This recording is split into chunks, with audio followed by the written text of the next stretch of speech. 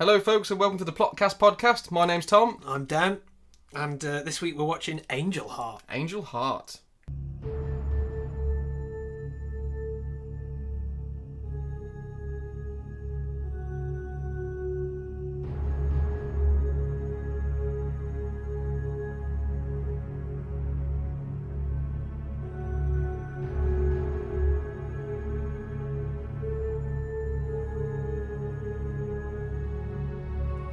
So first scene of the movie, Dan. Yeah. It's a black screen. It is a black screen. Mickey Rourke in an Alan Parker film. Alan Parker. Alan Parker's done a couple of notable films. I mean, you can say he's got notoriety for sure. I mean, they are well-known films. But it's one of those names that doesn't. It's not Steven Spielberg. You know, it doesn't sort of just pop in there. But he's a good guy, and I think he did an amazing job on this film. Really well done. Down from, like the casting is spot on, but the way it looks, everything. I think, the setup of this film was really sort of intriguing. It captivated me. Well, the opening shot, you've got a steamy back street with the classic fire escapes and the storm drains, and it's winter, and it's playing this sort of soft, jazzy, bluesy, mysterious. It's full of soft, jazzy saxophone blues. It's gorgeous. Yeah. But you know straight away, like, I know exactly what kind of film this is going to be. Similar to how Black Rain was. It's like, this is going to be a film noir. Yeah, and I mean, that's all you need. I mean, it can be considered cliche. But when a cliche's done well, it's perfectly fine. Yeah, and I mean, thinking about it, these are the kind of films that probably established those cliches in terms of the time they were made and that. But it opens on, like you say, like alleyways and fire escapes and steam vents and stuff, and you see what. It's a man with a cane walking slowly down the street. Yeah, that's it. And there's a cat on a balcony who's meowing at a dog on the street. I don't know what the symbolism there was. Well, I think it's to do going forward, because obviously the nature of the film is, let's say, what's spiritual, or it deals with things like that, and they always say that like cats and dogs are more attuned to finer things. Oh yeah, that's right. Yeah, or whatever. So like the witchcraft element of the black cat. That's it. So that's what I've got, is that basically because it comes down. You've got like the snow basically. It has snowed. It's all that slushy sort of crap. And then obviously it's the worst. Can't go out on your bike in that. Well, that's what the cat's saying. He's like, I'm coming down off the fire escape. Yeah, it's cold. I get wet paws. Exactly. And the dog's like, come on, come out and play. No. So I've got that because there's like some dogs, a couple of dogs scratching about as well. But obviously what you get is the classic, the snow starts going red, basically, and you see the red in the snow, and then the saxophone sort of goes mental. Then that's where we get the shot of the woman lying dead in the gutter. Yeah. With her throat slit. Yeah. And it kind of the music's kind of saxy, but then you get this kind of underlying spooky kind of almost like Resident Evil style. I don't know what you'd class that kind of music as. It's a bit ethereal, isn't it? General horror music. A bit of horror music. Yeah, I would say spectral or whatever. Yeah. Fitting anyway, regardless. Well, of course it is. Yeah, because it completely sets the tone of the music, which is something I love about. Well, say whether it's Alan or John Parker's. John Parker? What am I talking about? Alan Carpenter. John Carpenter. I'm merging them all together. But like any John Carpenter or anything like that, there's always an amazing score with it. It's just gorgeous. Yeah, you could just listen to a John Carpenter film and have as much of a good time. I don't know what I haven't tried. I'm sure it exists. I want to get the. There's got to be a soundtrack. Like all of his main score. I do believe there might be. There's got to be, because some of them are gorgeous. Like even like Halloween, it still scares the crap out of me, that score. I think it was my ringtone for a while as well, which was really disconcerting every time I remember us being on the pub and I was playing us the Big Trouble in Little China soundtrack. Yeah. And we just sat and enjoyed that for a good 25 minutes. You can do that for ages. Yeah. Didn't even need a pint. No. It does help. Well, always, yeah. Anyway, after the awesome music, we cut to New York, 1955. And it's complete with all the old get-ups. So we've got the old cars, we've got the big flappy trousers. Oh, everything is age appropriate. Yeah, it looks great. Everyone's smoking, and we see Mickey Rourke walking down the street in his what I've classed as a cherry Bakewell tie. It's very odd design of tie. I don't know if you picked up on that at all. It's kind of just random shapes. I think I was just too focused on Mickey Rourke's face at this point. Yeah. Because he had one. He had a face. He had a good-looking face. He did, and I think, as we both already said multiple times, he looked like a more handsome version of Bruce Willis. Yeah, more handsome Bruce Willis. Yeah, I was starting to think he was kind of like if Bruce Willis and Alec Baldwin had a weird genetic mashup, and he was somehow more attractive than both of them, you would get young Mickey Rourke. I think about some weird things when I watch films, though. So yeah, I was paying attention to the plot, but you write that down, and we'll talk about that on another podcast. My notes are trash. Look at this. But yeah, I love that shot because again, you see everything. I mean, I don't know whether it's actually in there, but like hula hoops and it sets up. I'm sure there was a fire hydrant. Yeah, there's got to be a fire hydrant. Whatever. Kids playing. Yeah, exactly. Playing jump rope. Yeah. Whereas now they're just playing Pokemon Go and stabbing each other. That's it. Yeah, and every second building is a barber shop. It's got to be, hasn't it? Why not? Yeah. Because then they have the twirly pole. I love the twirly pole. Twirly candy cane. Yeah, do they still exist in twirly candy canes? They do. Some of them around. There's one in town that's got one actually. Is there? Wow. But oh no, because I'm going to go on a tangent about what that means now. Yeah, because they shouldn't have it. But either way. Oh God, yeah, I do know actually. But yeah, let's carry on. Yeah, it's the medicinal side of it. Yeah. Anyway. So does it set up his name at this point, or no, he goes into his extremely messy office, and he's got his old-fashioned detective phone which rings, and he picks it up and introduces himself as Harold Angel. That's it. So it didn't do the cliche of name on the glass door. No, I don't think so. And then he says a middle initial R, just like in the phone book, which I don't know if that had some meaning to it, whether we needed to know that. Harold R. Angel. I think it did. Just purely for that one bit with the dog tags later in the film, just so that initial was clear. Like, well, maybe he's a different. It's like, no, it's definitely him because it's the same name. I'm pretty sure. I've only read 2 chapters of it, but I'm pretty sure it has the same line in the book. Yeah. Brilliant. Well, exactly, just to set that up. It's my one reference point I can make. Yeah, because you've only read the start of the book. Yeah. But yeah, it's just so they can call back to it. I'm pretty sure. Yeah. But yeah, that's nice. And then it's quite a short scene, really, isn't it? He just sort of. Well, he's on the phone, you can hear him saying, like, wine sapper Macintosh, so you know who he's talking about. And he's rummaging through his drawer, and you see his gun. And it takes him a long time to find a notepad, which is quite big in that drawer. Yeah. You get, like, a shot of all the things he's got in there to kind of sum up that, he's a detective.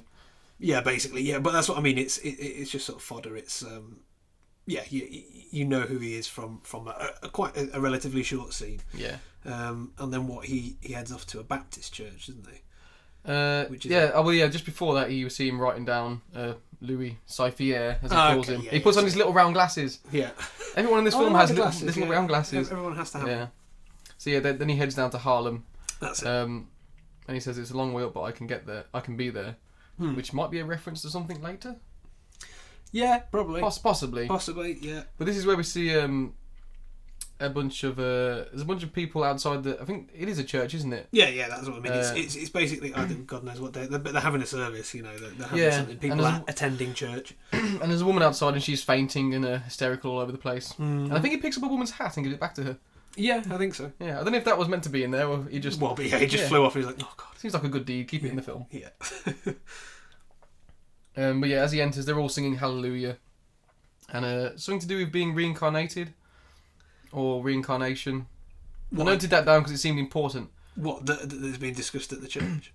Yeah, they're having like a bit of a sing-song, aren't they? Or he's doing he's like a pastor doing a speech, isn't he? Like yeah, but the thing I got from that is that he was kind of like a typical one. And again, to say it's obviously it's a Harlem church, so it's I don't know what they call it, like the but that kind of rock revival or whatever they call it, proper all singing, all dancing. Yeah, I've been trying to think of the proper term in my head because there is a. Well, it's like I'm just thinking like I'm talking about music now, like Southern Rock Baptist. We can fact check the shit out of that. But yeah, it's that kind of a church, and it's that kind of a preacher, that's the stereotypical, like, oh Lord, you're gonna, the whole schmear. Save me now, Jesus, save me, please. That's it. But the thing that I picked up on that, he's like, people. I'm trying so hard not to do it with an accent. You don't even know. But he's like, people say they see me driving around in a Cadillac and that. That's it, yeah. But I say, if you love me, I should be in a Rolls Royce. Blood your wallets for a Rolls Royce. Yeah, exactly. So they're passing out the collection plates. I've got that written down as well. Yeah. Praise the Lord and open up your wallets. That's it. Yeah, exactly. So it is the stereotypical, the pastor's a money grabbing son of a bitch kind of thing, which is true. It's very accurate in all society. Yeah. Fuck religion. Anyway, so there's somehow that he's in this service, and you've got he's there for a reason. Like he's not there for. I thought he's going to go to confessional or some shit, but he ends up walking through the back. Yeah, he's been and he's been called because there's. Yeah, that's right. He's on the balcony watching, isn't he? And it's the guy with the glasses who is the attorney, I think. He comes to get him. But on the way there, there's the kerfuffle, and you realise why the woman outside is screaming is because someone's killed themselves in the church. Oh, right, okay, yeah. And someone says, and I don't know, I think it must be this guy who's about to introduce. Yeah, because he's walking past and he notices cleaning the blood off the wall. Yeah, and he says he's a member of the congregation, so he's just a guy that's been at church and he shot himself in the head. An unfortunate husband took a gun to his head. Yeah, basically, and what you get is there's like a little scene of like someone scrubbing the wall and all that down, so it's like again some more ominous saxophone kind of bullshit music and spiritual whatnot, and then he actually just walks past all that and gets taken into to meet this guy Cypher. Yeah, annoyingly, the first time I wrote his name down, I wrote Louis C.K. Louis C.K. Which, God, you won't want to walk in on him. It would have been a different movie. Yeah. But yeah, we see Louis. Louis. Robert De Niro. Louis Cypher, played by Robert De Niro. He's got the long nails. He's twiddling a cane, and he's got his awesome neck beard. He's got neck beard and man bun. He's got his man bun. He's so far ahead of the curve. Yeah, and he's kind of sat in his chair a little bit like, I can't remember who he reminded me of now. A little bit like. Richard O'Brien used to sit in a big throne before he introduced Crystal Maze, but he's kind of sat. I don't think Richard O'Brien ever stayed still for more than 2 seconds. Oh God, no! He would be reclining with like a leg over a thing if he did that. Yeah, no way. No. De Niro is way too prim and proper in this scene. Like the whole thing with him is he's very. I don't know what you want to call it. Polished, his hair is slicked back. Everything, he's in a nice suit, Everything is to a point. Yes, literally, because even his. Even his shady long fingernails are like immaculate though. They're not like dirty or whatever. And he's all bejeweled. He's got rings on it. All the whole. Got his big Is it pentagram? He's got a pentagram ring. Which is cool. I mean, you do you. Know, I mean, early 2000s. All the girls at college had that drawn on their. Black spiky bag, alchemy gothic, and the big boots. Oh, that's it. Yeah, that's it. Yeah, and the trousers that you could fit like 5 people in each right. leg. With all the bands. Yeah, I can't remember what they were called. And the New Rocks, ridiculous. And they all loved listening to him. Yeah, everyone did this. Yeah, but anyway.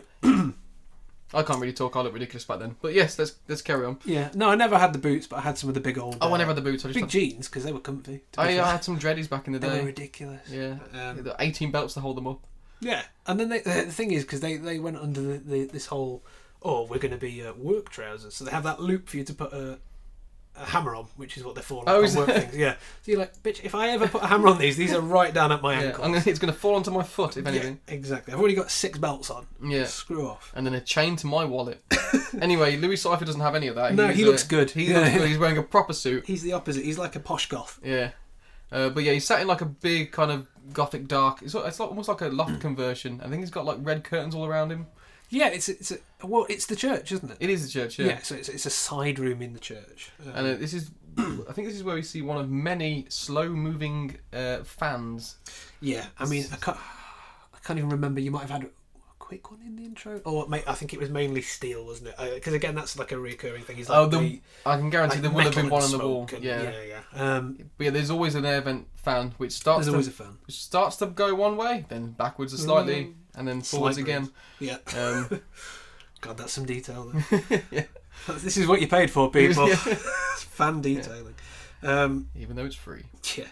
But basically, he De Niro's introduced himself as Louis Cypher, and asks basically if he knows someone. Well, he asks him to see some ID first, and then we get a flash through all of his wallet, so we get to see his gun permit, his detective license. Oh, and then we get the shot of the fans. That's and I got a note here because there's a picture behind him, but it's really too dark to see.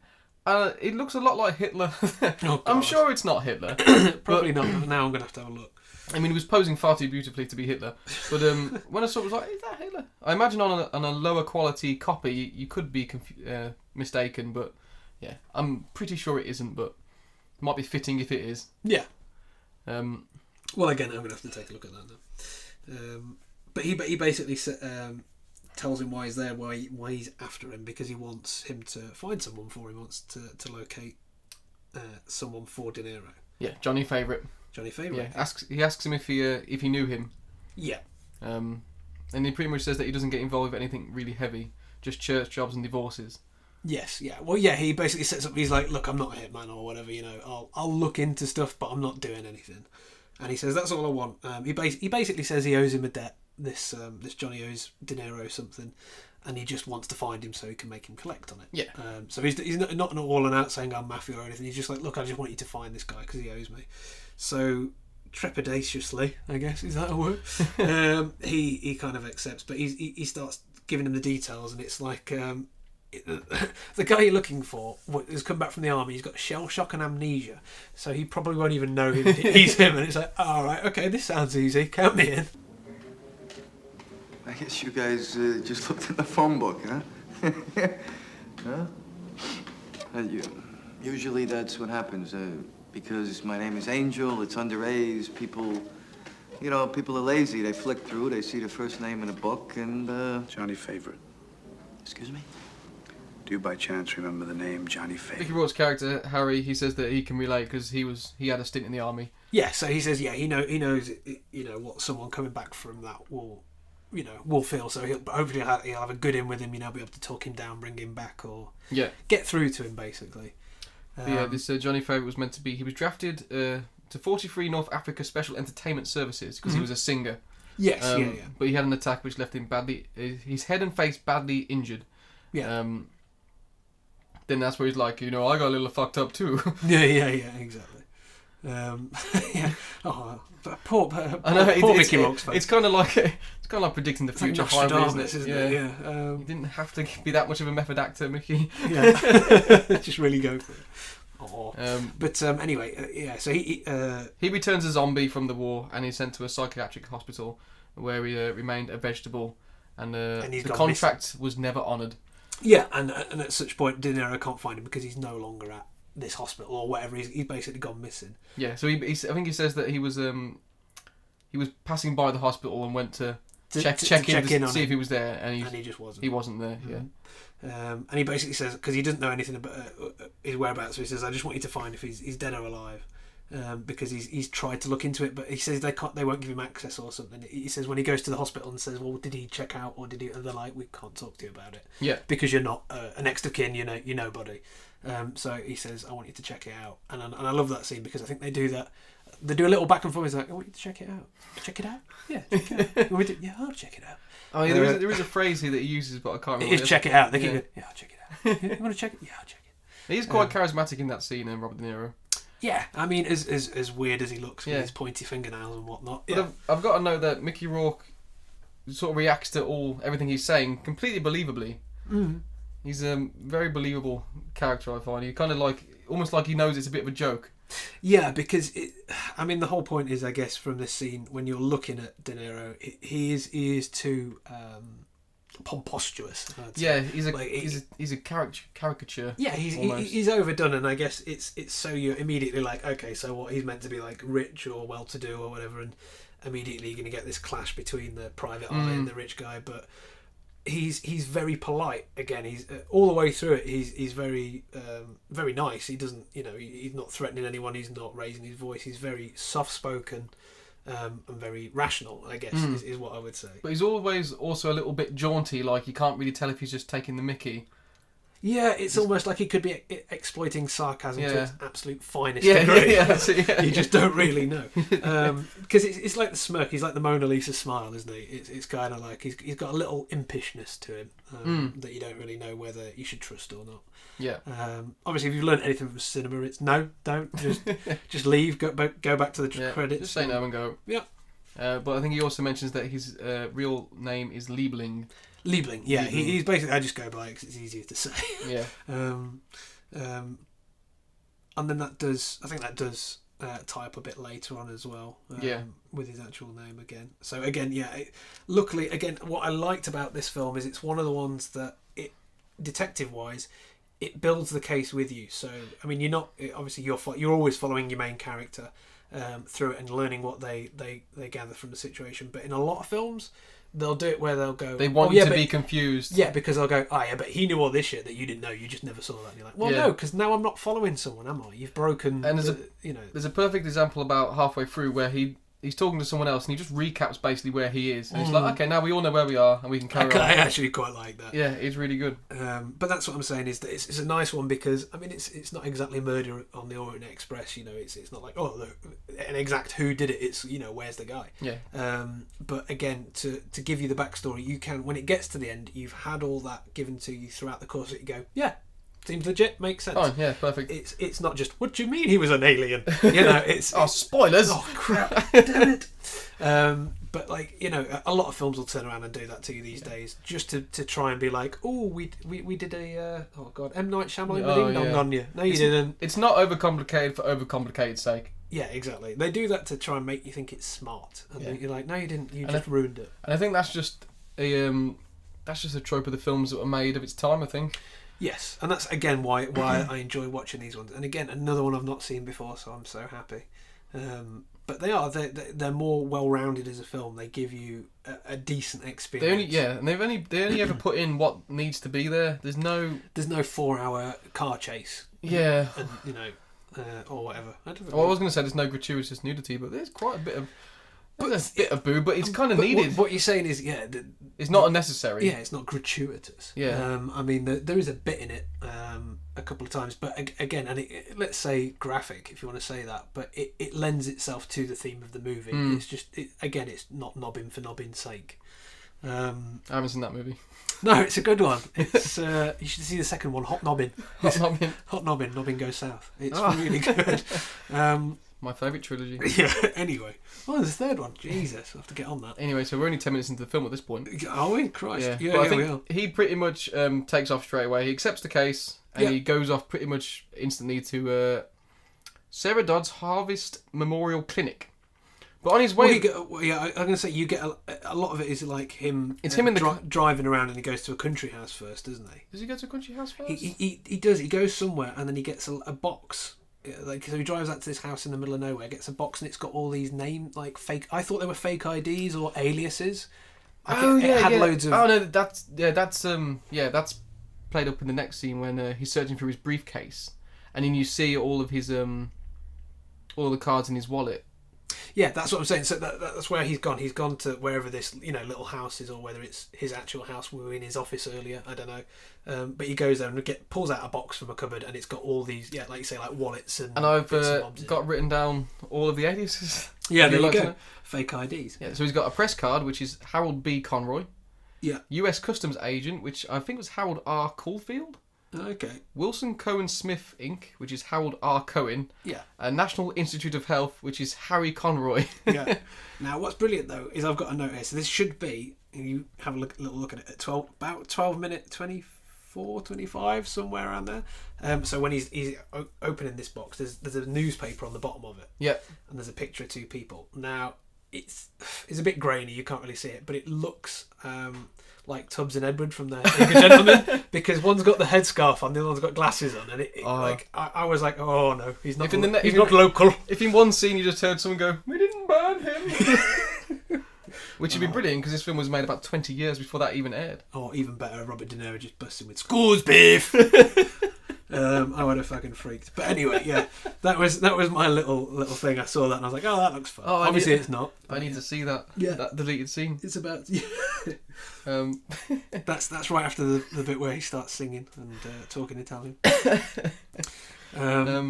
So anyway, he's looking through that, and then he goes off to this hospital straight away. And then we get a shot of him in the car whistling, which I had to make a note because it's the strangest puckering of lips to whistle I've seen. Because it's kind of like it's kind of like he's trying to suck out of a straw, which is he can't quite reach. Like, I'm doing mouth actions that you won't be able to see. But... Yeah, it looks like it's clearly overdubbed because otherwise his lips would have just gone. Yeah, which might have been what he was originally doing. Yeah, maybe. And they might have just that was a crap tune, mate. We're going to redo that one. Yeah. But yeah, he's again, and there are only little shots. I mean, you just get these little continuity. He's travelling, so little car going down and the he's lane. whistling a tune. Yeah. Which again, it becomes slightly more prevalent in later scenes. Yeah, will do. But he gets there and he's. Is the guy? Oh, the guy's name. Yeah, he starts asking for Johnny, and he meets the nurse, and says, "No, I'm looking for Jonathan Liebling." And this is where he shows her his fake ID from the National Institute of Health. That's it. Yeah. And he's just looking into some paper. But this is the first of many times we have Mickey Rourke doing a bit of schmoozing. Well, and then he loves to schmooze. He does, and then they throw in some cheeky nurse bottom. Yeah, and that's after he's given a little touch on the hand. Yeah, exactly. And I can't remember. I'm sure the saxophone must have been like. Because it fucking loves it. It's funny because you said did you just say sneaky look at the bottom? Yeah. Or cheeky, because I've written down cheeky sneaky look at the bottom. Yeah, exactly. Well, they do it in like nearly any film where they can get a woman to be in it. If she's walking away, they kind of pan the camera down just enough so that her head is so at the top of the frame that ass is dead centre. Yeah. So it's kind of obvious. But again, it's to set up he's a cheeky, Yeah, he's a cheeky maverick. Yeah. And there's a bit of flirty flirt. Yeah. You can't have a bit of a detective thriller without schmoozing.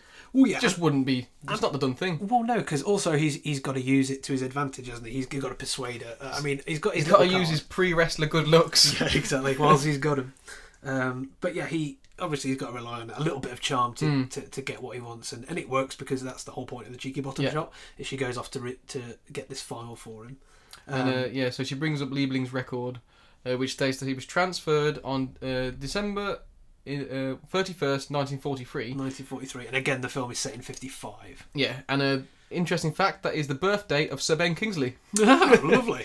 No connections to the film whatsoever. That's a shame. Yeah. I don't know why that's a shame. I don't know what I meant, but yeah.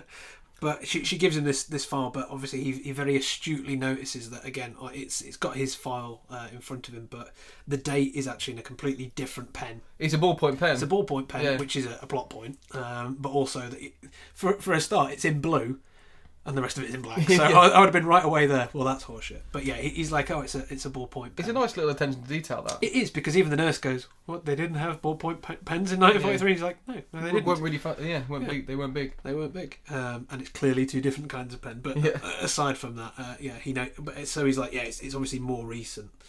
But I think this is where he notices that, or she tells him that it's Dr. Fowler who released him. That's Dr. Albert Fowler. That's him. He's an old man and he only works part-time. Yes, and I've also got a side note that this nurse had a tiny bit of a Gillian Anderson vibe going. A little bit. I think it was the cheeky bottom. It was the cheeky bottom, and it was the ginger hair. Yes, but again, to say she looks more like Gillian Anderson does now than when Gillian Anderson did when she was in the X-Files with the I don't want to say it, but the chubby baby face.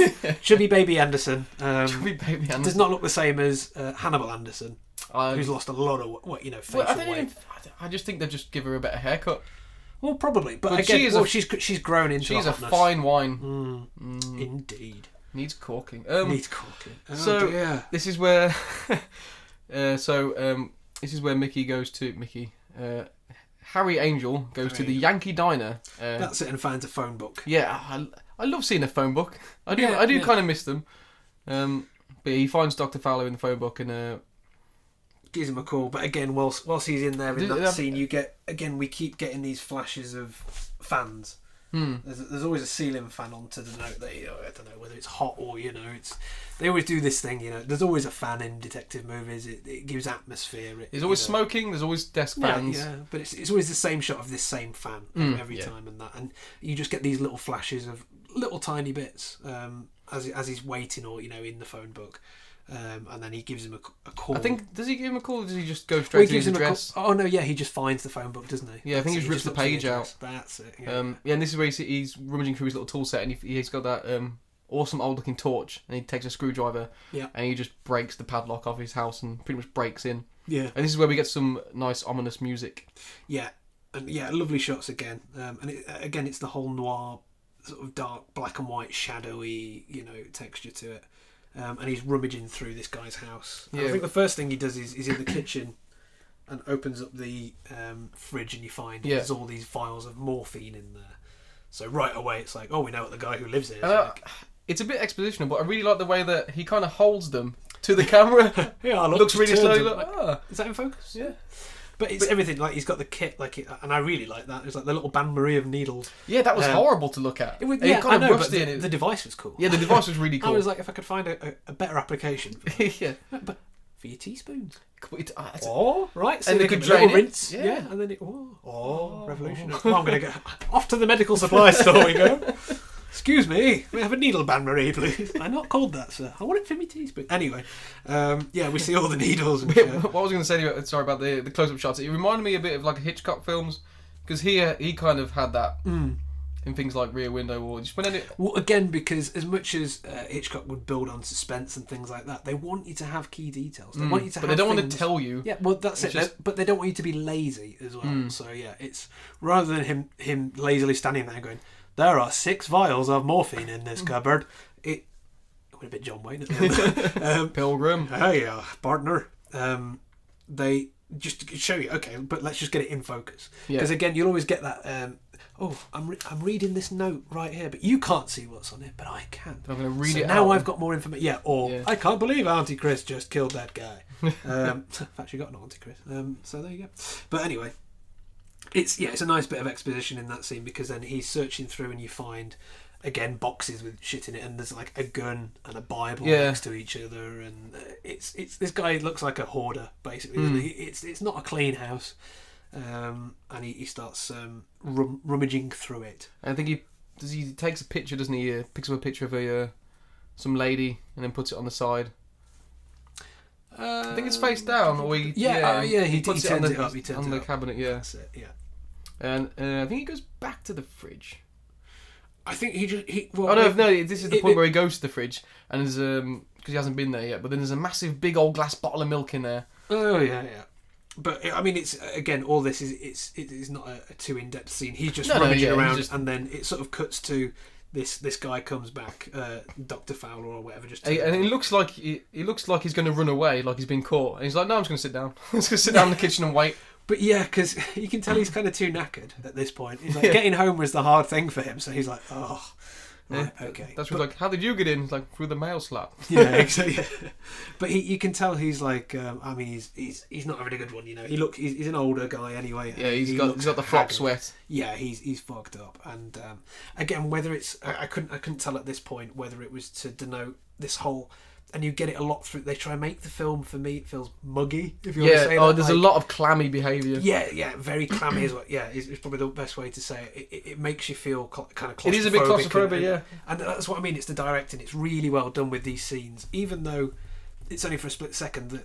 The shot of a fan makes you think, well, it's hot then, isn't it? So then you start feeling this pressure. But the fact the fan's not really working properly. Exactly. So that shows you that you're being suffocated. They do these really good shots all the way through that keep that pressure kind of building.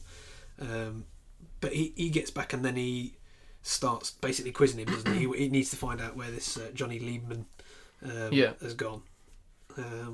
He denies knowing him at first, but then he basically threatens him, saying that he'll he'll call the police on his opium den in the icebox. Yeah, kind of that's thing. It, yeah.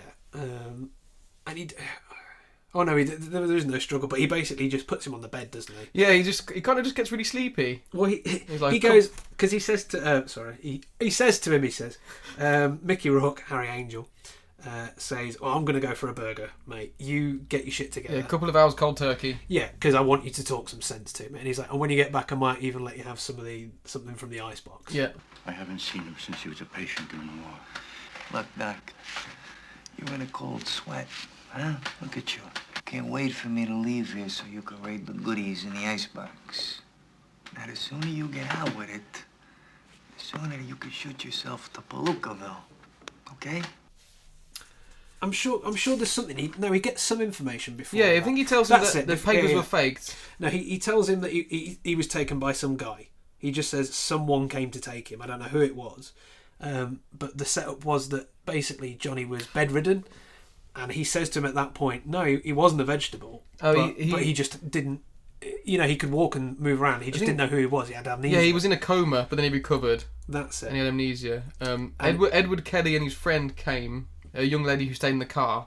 Yeah. Do you get you don't get the name Kelly yet, though? Yeah, I wrote it down at this point, so I think he must have said Edward Kelly. Okay. And then they gave him $25,000 to stay quiet. That's it. They pay him to just not say that. Fiddle the records. Out and, and just keep quiet on it. But that's when he said to him, he had plastic surgery and his face was in bandages. That's it. So he can't even tell him what Johnny looks like at this point. And that's when he gets a bit sleepy. That's it. He lies him down and goes for a walk to get his hamburger, and then he's going again. There's a part where he's walking down and he's going towards the church again. Yeah, this is where you get the. I think this is the first time you get the spooky heartbeat. Yeah, sound you get effect. the heartbeat. Yeah, and it really starts to dominate this scene because the pitches up. It gets more rapid, obviously louder. And it's a bit. It's intrusive as well. Like it kind of happens. It happens a lot. It's like it's not like it doesn't feel out of place. It's like this is the next thing that's happening in this scene. It doesn't feel like a change from the normal. Yeah. And again, obviously, it's just the audio as well, so it's not as if he's come to a halt and gone, where's the goddamn heartbeat? We're not saying that it's a ghostly apparition of a heartbeat that's anywhere, but it's soundtrack for us, but it's also probably to denote what he's feeling at the moment and stuff like that. And obviously, it becomes clear later, and is a running theme throughout the film, much like our fan. Yeah, and we do get a shot of the fan at this point as well. Well, that's it. Yeah, it's the whole scenario. Again, you've got a little bit of saxophone, the heartbeat, and the fan, which again they become this trinity of reoccurring throughout the whole film. Together. And in addition to this one, we also get a church organ playing, and that's it. You kind of hear his name, Harry, being said quietly in the distance. So they're kind of beckoning him in. Yeah, and that's where you see the two. It's two women sitting on a bench, kind of waiting for him to go past. Yeah, but again, at this point, he's not actually anywhere near the church, and he goes into a diner. Oh no, he kind of stands in the doorway of the church, and then he looks down, but he's kind of crying, and then I think you see the elevator doors open, and then he just walks away. Yeah, and that's when he's having a ciggy at the old American diner. That's it, because again, that's where he's sat in the diner and the piano's still sort of going. Yeah, that's right. Yeah, and I think he's doodling on something like on a napkin or whatever. Oh, but he's got a key. Yeah. So that's it. He's playing it's the key that he's locked him in his room with. Yeah, to the doctor's house, and then basically as soon as you see that, he goes back again. So you don't even see him get the burger. There's no payoff. No, I think he just has a coffee, doesn't he? Oh, yeah. Well, fair play. You can't eat. It's probably too late at night to digest. Probably, yeah. You don't want indigestion. You'll never sleep. Never eat after 10. No. The golden rule. Yeah, I never listen to that. No, God, no. Whole pack of Jaffa cakes. Anyway, I'm having one of them wagon wheels tonight. I don't care. That's going in. I'm having one of these wagon wheels. They've been here for a week. Our sponsor, Wagon Wheels. Oh, the jammy ones as well. Damn it. Yeah, so he returns back, and he's going to give him some morphine at this point. He's like, Dak, I got something for you. And he's running. He runs up the stairs and unlocks it. Now, again, I've got the note. Spoilers, because it's coming straight now. As soon as that happened, as soon as he starts running upstairs, I'm like, well, that guy's dead. Yeah. Because that's the only time anyone runs upstairs is when something's wrong. And as soon as he gets up there... Yeah, when someone verbalises like, oh, everything's okay. Yeah, I'm back. End of the world. Yeah. So, as soon as he gets in there, there's just blood everywhere. He's been shot through the eye. I think he's holding the picture of whoever the girl's meant to be. Yeah. And... well, his wife. It would have been a picture. It would have been the doctor's wife. You would have imagined so. And you get a cool scene where, actually, I've got a continuity error here. Unless he went to the shop between this, because he runs out of cigarettes at the diner, because he squeezes his packet and kind of throws it. And he gets a fag out. And now he's got one behind his ear, but then he lights it off his boot. Yeah. That was such a cool, disrespectful, but really badass thing. I think it might be a bit symbolic of lighting the fire beneath his feet. Yeah, which might play into it later, but possible. It was cool. Yeah, but what you're led to believe at this point, realistically, is that because what you see is the gun, and as he's looking around, the guy's holding the gun on the bed. Yeah. So what you're led to believe is he's got the picture of his wife. He shot himself in the head because the morphine too much withdrawal is, he can't take it anymore. But what you see is Mickey Rourke walks over to the side and sees the Bible, but when he opens it, that's where all the bullets are for the gun. Because I think they made a point of checking the gun and it was empty earlier. Yeah, and he goes to pick up the Bible, but he's like, no. Yeah, exactly. I don't need that. Yeah, he just kind of taps it and goes, okay. Yeah, so again, another bit more exposition. Okay, that's how it happened whilst he was out of the room. Brilliant. More continuity. We know exactly what's going down there. But then again, the point is he starts cleaning his prints off then. So he cleans his prints off the gun because he knows he touched that gun before he shot himself. Cleans little bits and bobs. The key, the door handle. Then sort of goes down, cleans the rail at the bottom of the stairs. But did he go into the kitchen and clean the fridge? We didn't see it. Didn't see it. What about the little jar of morphine? Or, everything else he touched in the house. So, either way... I've actually got another point. Because if he wanted the really coverage tracks, he'd fix the lock he broke. Yeah. We don't see that. Oh, no. Well, yeah. I don't think But then the guy would be locked in the house. Dead. That is true. But also not a point we need to worry about, because he doesn't come back in. No, I'm not going to call Alan Parker about it. So. Yeah, exactly. So what we I think it's just the next day now, isn't it? Well, it's just kind of the next scene. Yeah. It's just the street sort of pans through to what looks like a diner or whatever, and then we see it's the initial meeting again between De Niro and Mickey Rourke. Yeah, this is where he's got his little camp coffee. Because I think he's got his pinky out when he's drinking it. Oh, yeah. And, but again, they keep making all these shots, it's like, of the nails, they keep sort of really focusing on the pointiness of them and stuff like that. And yeah, he's basically just, he wants an update, doesn't he? Yeah, it's his update, and he tells him that Johnny walked out 12 years ago with a new face and took off with this guy, Kelly and a girl, and he paid Fowler off to cover it up. Yeah, so he says he pays him $5,000 to cover it up. Yeah, because he says, I missed that one point, and that Fowler's dead now.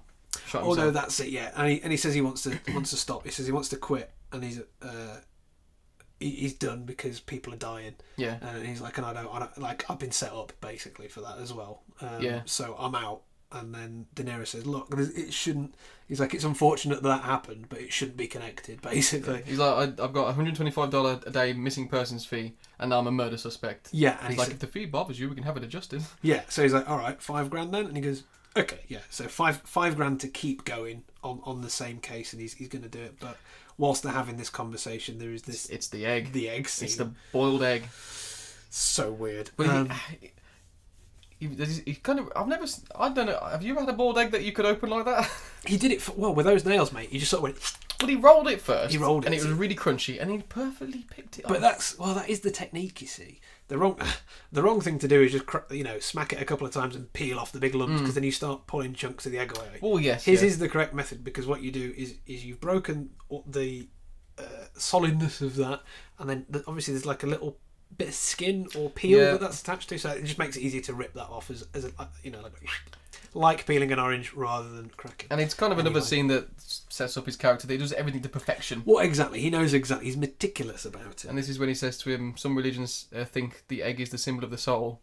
And then he really, really salts it and then blows it at him. He goes, would you like a boiled egg? Yeah. And I love that, because then Mickey Rourke does the thing of the spilt salt over the shoulder. He's like, no, I'm good. Yeah, he's like, I don't like chickens. I don't want a blowy egg. Get off me. Yeah. And then he bites the egg, and it's horrible. It is horrible, because it's a very close shot on his mouth. Yeah, I've got a note. I don't ever want to see Rob De Niro bite into an egg again. No. Under any circumstances. Under any circumstances. Censor it the next time you watch it. Yeah, but again, I mean, this was a hell of a lot of exposition, and again, it really focuses on a lot of details, which I don't know whether you want to talk about it going forward. But I knew the score right here. I mean, come on. We'll get to it now. We'll get to it later. But come on, it is exposition heavy. It's very. He even says, some people say an egg is a soul, and then would you like an egg? Yeah, exactly. Would you like your soul back? And then literally devours a soul in front of him. Yeah. So okay, the next bit, Angel investigates the spot where the man shot himself in the church. So for some reason he's just back there having a look at that. And the bloody brush, not as in that bloody brush. I mean brush covered in blood, which is like an old boot scrubber. Yeah, it's still there. Still on the floor. So everywhere else is, well, I wouldn't say immaculate. It's been cleaned. So there's no trace of blood, but the brush is still. It's just like there on the bowl. Or in the bowl next to the wall kind of thing. So it's, I guess, to say, well, it's still, it's not so much time has elapsed since the it's the last thing to be cleaned in that place. Yeah, basically. And then does he go looking around the back room where they had the meeting? Yeah, he goes into that room and notices I thought was a window for a minute, but it's like a little cabinet, little stained glass. Yeah, like a stained glass kind of pink kind of thing your nan might keep her glasses in. That's the one. Yeah, and he opens it. And there's a monkey. Yeah, like a monkey skull. And then it cuts instantly to a street parade, doesn't it? No, it gives you a little bit more exposition on the closet, but what I call voodoo closet, because you've got the monkey skull, and then there's like some voodoo dolls. Yeah, that's right. And there's some eyeballs, crucifixes, and eyeballs on a plate and whatnot. So I think it keeps cutting back and forth between this parade.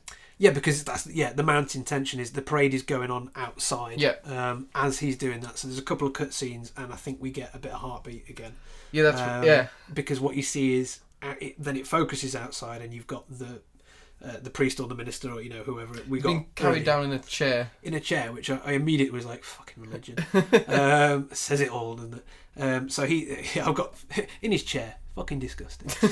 So then we're getting this... Put him down. Twat can walk. So we've got this build-up of the pressure again, the heartbeat kicking in. And, oh God, what have we got? So there's another bit I noticed in that... I don't know if I was just looking too much into it because I know where the film was going. But there's 2 dice in the voodoo closet. Oh, yeah. And you got a 2 and a 6. Not quite 3 6s. No. But 2 6s. 2 6s. I don't know if that was like a nearly 6. I don't know. Oh, well, I don't know. 12? Either way. So now I was just wondering, because I think I got a bit confused at this point, because what you get is the procession going past, but a fight just breaks out. I don't really understand, because... Oh, no, with Mickey Rourke? He gets thrown out, doesn't he? No, so what happens is... because you get they're going down the street, and I wrote down it's brilliant because there's a really bored looking extra who looks straight at the camera the whole time as he goes past. But he goes into where all the pews are and the chairs, but he sees the cloaked woman sitting down, and I think he goes to touch her, and then that's when a guy grabs him, punches him. And it's some of the best chair tumbling I've seen. Yeah. Because he throws that guy through a chair, and I think Mickey Rourke gets punched in the stomach, and then he gets thrown. But he kind of launches himself onto like 8 chairs. Yeah. And goes, whoa.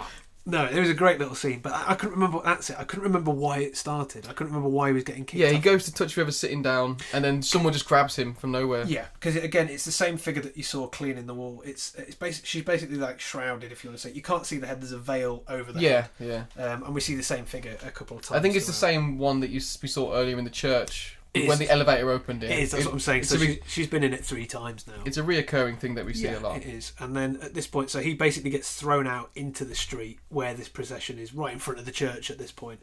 Yeah. And what I loved was that he just like, and just runs straight through them, thereby knocking the guys holding the priest. And he just falls into a car. And I was like, yes. And they're struggling to try and get him back up, but he's just on the bonnet. It does look really awkward. Yeah. Oh no, I loved that. Because he just legs it to a bar. Because he gets chased over a few gardens and then straight through the parade. Yeah. And then past a lot of little dogs, which they were all quite cute. Yeah. I don't know what breed they were. Not a clue. But what I did love about that scene was that it was the whole awkwardness of... So the priest was then sandwiched between the guys falling on top of him and the car. So it was that awkward, like, oh no, you have to get going. I can't stand up because he's pushing... What it reminded me of was when we watched Shin Godzilla, and when the building falls on him and his neck gets stuck on the building, he's like, ah. Yeah, it was just a little bit too realistically awkward, wasn't it? It's kind of made me think, was it meant to go that way? Or like, keep filming, that's brilliant. Yeah, that's realistic. Like maybe Mickey Rourke just went the wrong way. And they're like, no, you went to go stage left. Oh, crap. He's like, fuck you guys. Keep rolling. But no, that was great because, then so he makes it out of there into this bar where he meets just an unnamed woman at this point. I don't think we ever learn her name. No, because again, she's only in the scene and the next scene for about 4 or 5 minutes. And again, she's not a reoccurring character. Yeah. But she has... does she have photos of... Well, she's just got loads of gear, hasn't she? She's got basically all the case notes that she can find, or all the information. So basically, she is a contact for him. Yeah. And then again, there are quite a few quick cuts because we're at the bar, and then straight away we're in the apartment. So they kind of meet at the bar, and he says hello, and then they have a talk for like a second. And she's got a file full of photos, and that's where she talks about Spider Simpson. That's it. Well, I think she gets a few, doesn't she? Says Spider Simpson, Toot Sweet. That she gets a few names. She basically says that Johnny Favourite was a crooner. A crooner, yeah. So she says, yeah, he was a musician, and these guys were his band. Yeah.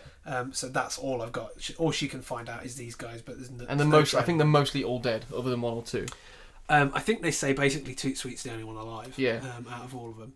But like I said, this is where it cuts to the apartment, and then they're in the apartment, and again she's still giving him this same information. You know, it's one of those awkward ones that's a bit of a cut for me. Like they've been talking the whole time now. Yeah, what did they do on the way from the here? bar on it? Yeah, and she's still going. Yeah. But it was kind of a good scene. No, I say a good scene, but no, like interesting in the fact that it kind of made me laugh a little bit because she's giving him this info and saying, you know, you need to go here and it's in Louisiana and yada, and he's like, and as he's doing it, he's just undressing her, yeah. And you're kind of like, oh, does she know he's doing? Like, is she that absorbed with information? I know, but she's clearly into it. So. Yeah, and I've got to know that it was quite distracting for me to try and listen to plot whilst watching boobs come out. I think that might have been quite intentional.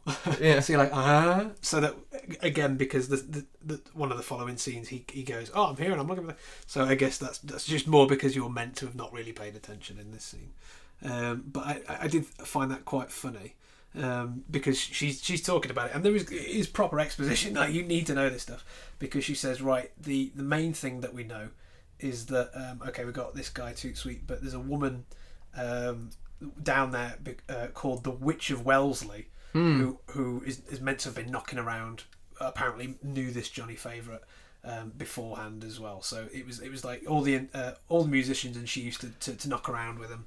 And I advise you to go and have. That's right. Yeah, you think she was engaged to Johnny, and that's who Margaret Krusemark is. But we have no idea of that right now. Oh, no, I've got it written down at this point. No, you don't know that until after he's met Epiphany. Oh, okay. Or towards that point, because what we get at this point is sex scene that we don't actually see, I don't think. And then it goes to more heartbeats and saxophone. But yeah, that's the bit that I mentioned earlier, where he just sort of sits up on the bed, sparks a cigarette, and just does a recap of everything. He's like, right, so I've got, whatever he says, but he just kind of recaps all the clues that he's got to that point. Yeah, he gives some notes on the case. So he goes, right, so Spider was a guy who was in a band with Johnny, and Johnny, so then he basically outlines what he's going to do next. And then he goes to, is it Coney Island, to talk to a guy in a chair. Yeah, we get like I said, we get a scene before that of one of them smash cut scenes of fans and heartbeats. Yeah, and then we see the people coming home from the war and someone snogging a woman. I think that's the first time we see. We start getting that footage now as well. And then so we've basically got that little clip, and then he's walking down the beach at Coney Island. No, you missed a bit. Kind of. No, you missed a bit where he's talking into his tape recorder. Oh, really? Yeah, it's where he's got the really old-fashioned, voice recorder. Yeah. With the spinny decks on it, and he's saying that he tracked down Spider Simpson because he's in an old people's home. Oh no, that's what I was talking about. Where he's giving notes on the case. He's like, Spider's a guy who. Yeah. Oh, okay. So it's the same scene. Yeah, you've got the heartbeat and the sax, and he's sat there to talk. I forgot he had a tape recorder. Yeah, but that's when he mentions that he had a secret love, Evangeline Proudfoot. Right. And she ran a spooky store in Harlem. But then he rewinds it and deletes it. He's like, you don't need to know that, Louis. Oh yeah, he's like, if it was a secret from you, a secret love should stay secret. That's it. But the only other person he saw was a palm reader named Madame Zora on Coney Island, and that's where we get to. Well, that's it. Yeah. So he's trying to figure out who this Witch of Wellesley is, who we figure out is Madame Zora. So he goes to where she used to work at Coney Island. But for some reason, like, he's not asking around the pier. He's just walking along the beach, and there's a random guy in a deck chair. Izzy. Yeah. I think his name's Izzy. And he just, I don't know why he decides to just pick on this guy. Maybe there's dessert. It's my favourite scene. Yeah, because it's the horriblest day. He's in a vest. He's a fat guy. It's basically Skeggy. Yeah. Yeah. He has gone to Skegness. Yeah. And what I loved about that is he's like, hey, do you want a nose shield? Yeah. And it looks so horrible. It does. It really does look horrible. Yeah, because he's like, I found him under the boardwalk. Yeah. When you get a horrible scene of that as well, just as he's coming down, there's like a pan under the boardwalk, and you see like, there's a rubbish shit. Well, no, shit and rats and like, it's horrible. So you're like, I don't want a nose shield from under there. No, thank you. But he just puts it on. And he's like, yeah. That's cool. Well, yeah, because no shield. What we're talking about is a clip-on for the glasses. Yeah, it's a clip-on, and it's just a clear piece of white plastic which just sticks out over your nose. Yeah, so you look like a PlayStation 1 polygon character. Basically. But would that shield your nose from anything? Well, it's only for it's for UV, isn't it? Yeah, I know, but it's clear. Well, it's yeah. But he's like, yeah, I really need one of those. It's like, really? There's no sun in the vicinity. Are you crazy? But he starts asking this guy in the chair about him.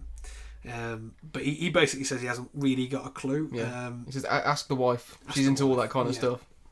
And she's just stood in the sea. Yeah, exactly. He looks so cold. I love that again because a little bit of even more exposition you don't need. He's like, oh yeah, she does it because she thinks it's good for her varicose veins. She hates it, but she's getting tubby. Yeah, exactly. Yeah, because he's like, does she like the season? Nah, she hates it. So it's good. I really like that.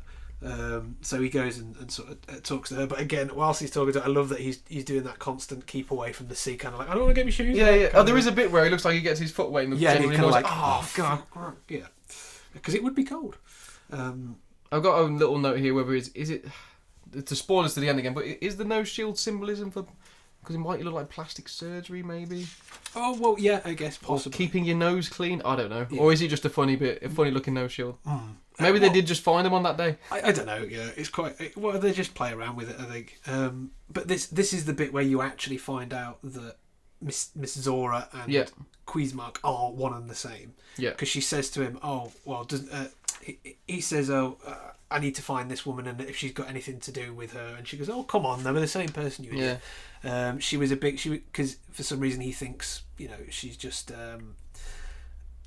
Let's say I don't know. You'd say on a low level, the same as the musicians and that. And she goes, no, she was high society. She was, she was really well to do. Yeah, she just liked that kind of shit. She didn't do it because she needed the money or anything. So then from there, he says, she starts singing or something. He says, yeah, because he asks about his music and she refers to him as the guy with the golden tonsils. And she's like, want to hear a tune?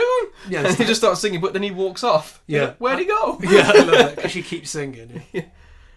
That's where he's like, thanks for the nose shield. That's it, and then does one. Yeah. And then he's off for Johnny Golden Tonsils. Yeah, so he's Louisiana, yeah. Mm-hmm. And he gets off and he is one sweaty Betty of a man. Oh, he is. And again, great travelling music soundtrack. Yeah. Like jolly trumpets, like New Orleans swing. It is, yeah. It's gorgeous. Swinging blues. Yeah. But yeah, he's still wearing the nose shield at this point. Yeah. But and again, what you start getting as well is you've got this light-hearted music and it starts turning. It starts souring because then you start getting, again, this... whatever you want to call it, ethereal undertones, and then for me you get these like Terminator sound, like industrial sounds, like the industrial press, like the doof, doof, whatever. All it missing was like the big beat. And Schwarzenegger. Yeah. But have an egg. It's not a quote of this movie, but it's going to be for me from now on. I don't do boiled. I'm not kissing your lucky egg. Anyway. He's on the toast.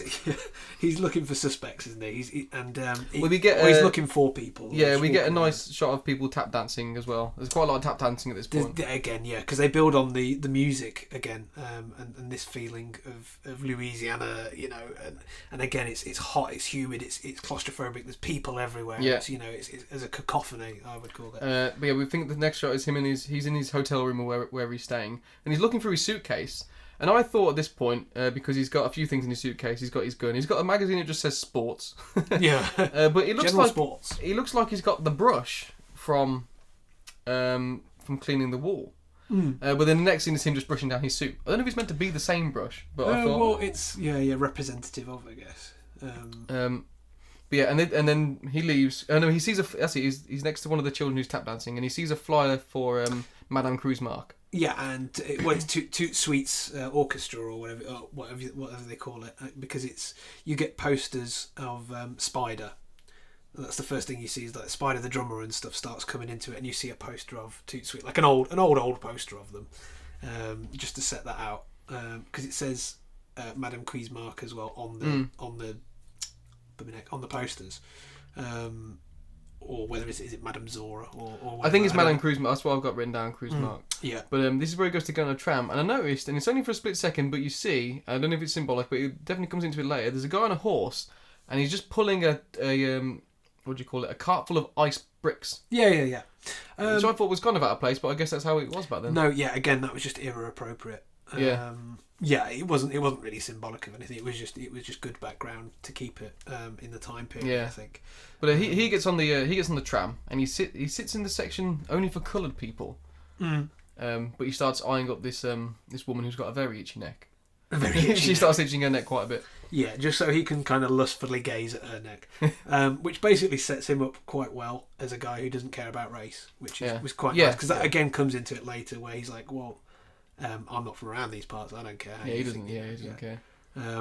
But he makes his way to Madame Cuismarque's house. Yeah, he kind of follows her off the tram. After you get a little shot of two kids who just kind of bail off it as it's still moving. I thought that was quite dangerous. Yeah, they just leg it. No health and safety back in 1950s. Which is why people had such a good time. Seems like a swinging place to be. Yeah, exactly. That's why they called it swinging. Get up. Yeah. But he starts talking to her and because say it's her house, but she's got like a studio, parlor. Isn't it? Yeah. But I think he goes around and she knows him by name, so she opens the door and she's like Mr. Angel or whatever. I don't think he gives her an alias. No, I don't think so at that point. But he says the line was quite bad. I didn't know if it was 4 or 4:30 because he's turned up early. Yes, basically. Yeah. And he's there for a fortune reading. Yeah. And she says, all right, the first thing I do is I like to make a star chart for everyone. Yeah. So give me some details and that. And when we were born, she says, okay, it was February 14th, 1915, is it? 1918. 1918. Yeah. So February 14th, 1918, which is the same birthday that the Johnny Favourite characters. Yeah, well, she just happens to say, I knew a boy born on that exact day. Yeah, exactly. Yeah, so he drops the ball straight away. He's like, yeah, well, I'm looking for him. I'm not that person. So that pretense was dropped almost immediately. Yeah. You know, like, oh, I'm just a customer. So, do you know where Johnny Favourite is? Okay, I was born February 14, 1918. It's Valentine's Day. How curious. I used to know a boy who was born on that exact same date. Oh, really? Well, you know how it is, all the soldiers home on leave and all. Hey, maybe we could pull your friend's chart and save ourselves some time. I don't think so, Mr. Angel. Every person's very different. I don't think you'd like his chart. But yeah, so he admits that he's looking for Johnny. That's it. And she says to him that she thinks he's dead, and if he isn't, then he is to her. Yeah. Yeah. And I think she might say to him, so you don't want a palm reading or something, and then he says, it's Johnny's future I'm interested in. Yeah, and there's a little bit of future. little bit of flirting going on. Oh yeah, again. I've got some more schmoozing down. Yeah. Because he says to her, he says, if I did have my palm read, I'd get to hold your hand a little longer. That's it, yeah. Which is a really nice little line. That's it. Because there's a little, again, the flirting there, and again, we keep getting this whole drawn to necks kind of thing. Well, it's... Because we see the neck, and then it's basically to work in, the necklace that she's wearing. Yeah, she's wearing like a choker, but it's a pentagram like De Niro's ring. Yeah. Louis Cypher. Yeah. So we've got another pentagram connection there. And again, she's...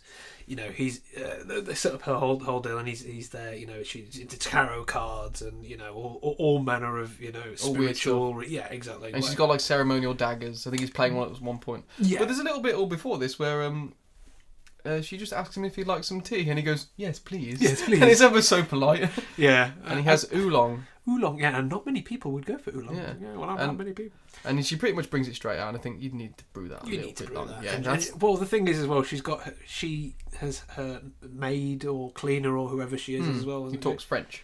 Yes, because they're in Louisiana. And they do. They do down there, mon cher. Qu'est-ce que c'est? Qu'est-ce que c'est, la phoque? It is... Mange too, my pet mange too. Anyway, it sets up her whole swell, and that is the whole thing, with Louisiana. It's the whole, voodoo and witchcraft and that whole kind of lends itself to it. It's a foreign culture. That's it, and he goes into a shop to look for... Yeah, because it's hammering it down with rain, so he pretty much jumps into a shop because it's somewhere to go, which is Mama Carter's herb store. That's the one, yeah. There's lots of dead stuff in jars, garlic, herbs hanging from the ceiling, like drying. Yes. But he asked for something, and I couldn't make out what it is. What, at that point? Well, I don't know, because at some point they just say, "Oh, give him they just give him some herbs or something." They're just like, "Oh, cut a bunch of this down." But he asks them to. He's looking for someone, and he's asking for Evangeline. Yeah, that's right. Yeah, that's it. Because then he heard that she worked at that store. Yeah, and again, we don't.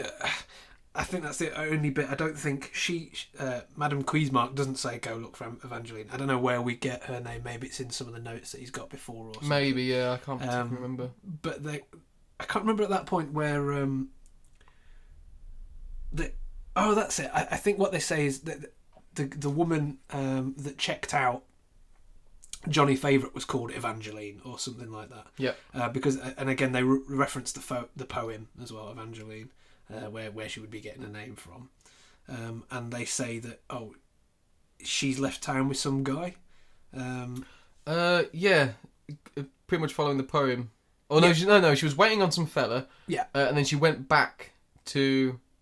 She died and went back to the swamp. I've got as a note. She got sick, died, and went back to the swamp. She was waiting on some fella, just like the poem. Yeah, but she never knew who the guy was. Yeah. So again, what we're getting here is somewhere between, if she's involved with checking out Johnny Favourite, who still had his plastic surgery and whatever. So again, we're getting this to fit that basically we're getting dead ends. We're getting dead ends left, right, and centre. But he kind of draws the conclusion that she was the other person who was in the car. Yes, with Kelly that checked him out. Yeah, and then for some reason, that's why, because he goes. So we're told that she's dead. So he ends up in a graveyard. I'm guessing looking for her gravestone. That's right, because he rents a car. Yeah. And then we get a scene of him driving along. Some really nice sunsets and some awesome jazz playing. Yeah. But then there's some kids playing with mailboxes that he drives past. And I think, I'll get them a Master System. I know they weren't invented, but come on, something. There's got to be something. They're just slamming mailboxes left, right and centre. Yeah. But yeah, this is where he goes to EP Grave. Evangeline Proudfoot. EP Grave. EP Grave, 1918 to 1947, and he's still got his nose protector. Yeah. But this is where I think we first see Epiphany. Yes. Because he's basically walking around the gravesite, and she comes in with her son, led to believe. And she says, "Oh look, who's over there? It's Grandma." So you know it's that's the daughter. Relatives. Yeah. I think so. It sets up that they visit the grave he was just looking at. Yeah. So it sets up that that's the daughter of the woman he's looking for, and he kind of just shades off to the side as not to be noticed. Yeah, and then follows her back to her farm or wherever. That's right. I think she put some bread on the grave. I think. Yeah, she puts like a fresh loaf. She's got like a whole little breakfast in bed kind of little tray, doesn't she? Because I was like, where are they going with that? But yeah, they put some bread and stuff down, and I can't remember what else they do, but they end up walking back off. Yeah. And the next scene, she's washing her hair, isn't she? And then he kind of comes into shot by getting chased by a dog. Yeah, because again, he doesn't like dog or chickens. Yeah, and at this point, because he's walking from out frame in. Well, no, he's walking from like distance towards camera. And there's chickens all strewn around the ground, but they're not moving at all. And I've got a feeling they're all stuffed. I think they're all tied down because they're real chickens, but they're the most well-behaved chickens you ever see because they are still. Yeah. Well trained, paid actors. I'm pretty sure they are tied down because there's one bit where one goes mental and he just flaps around on one foot. I'm like, poor little bugger. Yeah, it's a bit harsh. I mean, it's been a dinner two minutes after that was made, but still. Well, that's unfortunate in some films. I was watching something the other day, which is quite an old one. Can't think what it was, but they had it was like Cool World or some crap. Oh no, it was Meteor Man. It was when I was watching Meteor Man. Oh dear. One of the bad guys has got a tiger in the background, kind of thing, because it's stereotypical. Sure, it wasn't The Walking Dead. No, but it's stereotypical bad guy layer. Oh, I've got a fucking tiger. But in this scene, he had to tell someone off. He was like, "You fucking piece of..." And you could see the tiger getting so stressed. I was a real tiger. It was a real tiger. That's what I'm saying. So it's unfortunate when you get animals like that, or animals in films. I actually prefer the CG element because you can see it getting stressed. You can see it like when I think cats do it as well as dogs. That when they get stressed, they pant or they lick their lips and yawn a lot. And you can see this thing, and he's like going for it in the scene, and this tiger is like literally shitting itself. So that just took me out of that film. So sorry. That's my 2 cents on animal cruelty in films. And I do feel like there was a little bit of that with the chickens because. Well, of course. Well, yeah. But I mean, chickens are. Well, they're badly kept wherever they are. Nobody gives a shit about kitchens. No kitchens were harmed. Cleaned our kitchen this morning. But Thank you. They stack them in crates so Starsky and Hutch couldn't run into them. That's exactly it. Yeah, prop chickens. Anyway, yeah, exactly. But again, he starts approaching as Epiphany's washing her hair, and again, I love this bit because he's coming up and the child's next to him, and he basically scares the crap out of the kid because of his nose shield. Yeah. It's like, learn to take it off, motherfucker. But this was either again, so you've got your good, well-behaved chickens. This kid was even better behaved because he's crying, and Epiphany goes, "Stop crying!" He goes, "Oh." Yeah, he just stops on a dime. That is the only child I would like in my life. One that actually listens when you tell it to do stuff. So I was astonished by that. He should have got the Oscar for that. But that was brilliant. And basically, yes, he asks to talk to her mother, doesn't he? Yes. But then she asks him if he's a cop. He's like, "No, I'm a private detective." Yeah. But as he introduces, I don't understand. He introduces himself to her, and she says her name is Epiphany or something. Yeah, she's the daughter of. Yeah, her name's Epiphany. Yeah.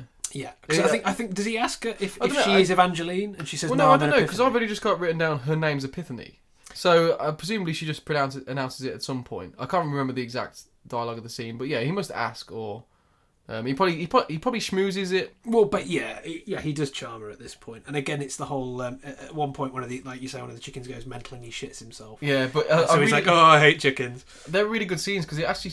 They're kind of realistic, like, he kind of breaks character. I doubt he's really scared of chickens. No, but the way he behaves is very realistic. Like, he kind of laughs at himself because he knows he's being ridiculous. I like it because it's kind of a way more lame as snakes. Why did it have to be chickens? Why did it have to be KFC? So I like that kind of shit. But again, whether it sort of comes into play in various parts, because obviously the chicken is a huge part of the proceedings in this film as it continues forward. So maybe it's to do with a past memory or a locked memory or whatever, but that was quite good, and he ends up schmoozing with her. And says, "Just let me know if anything turns up." Basically. Well, he asks about Johnny and Toots Sweet, and he says, "I'm thinking about going down to see one of his to see Toots play." Yeah, tonight. But he gives her his number. Yeah, and we can clearly see her nipples. Yes, well, yes, because she's been washing her hair and it's soaked to top. And obviously she did not wear a bra because it's too warm. It's very, very too warm, which we've established. She needs a nose protector, if anything. And again, at this point, so I haven't even mentioned, it's Lisa Bonet, isn't it? Epiphany. Yes. Is it Bonnet or Bonnet? Bonnet. Well, Bonnet sounds too much like bucket, doesn't it? Lisa Bonnet. Lisa Bonnet, yeah. Yeah. Robert De Niro. Dinero. Yeah. Yeah, anyway. Enough for me for the time being. But yeah, Lisa Bonet, who, is gorgeous in her own right. And again, like I was saying earlier, she's in High Fidelity as a musician that at one point John Cusack sort of has a well punching above his weight. I don't know how the fuck. Even written in a film, I didn't believe that. Dolores Claiborne would be punching above John Cusack's weight. But again, Lisa Bonet is gorgeous. And so she's in High Fidelity and the Cosby Show. I don't want to mention that. But she is. I don't want to know why. Not that I don't want to know. I would hope she's younger than she's been building.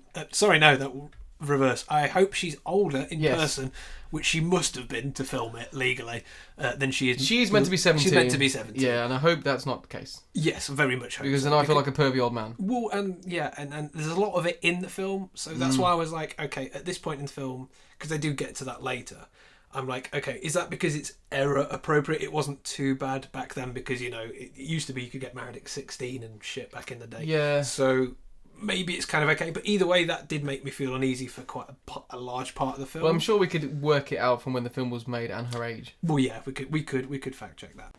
Would you like an egg? Lisa Bonet was actually 20 at time of filming Angel Heart, so that's okay. Mickey Rourke, however, was 35. Dirty old man.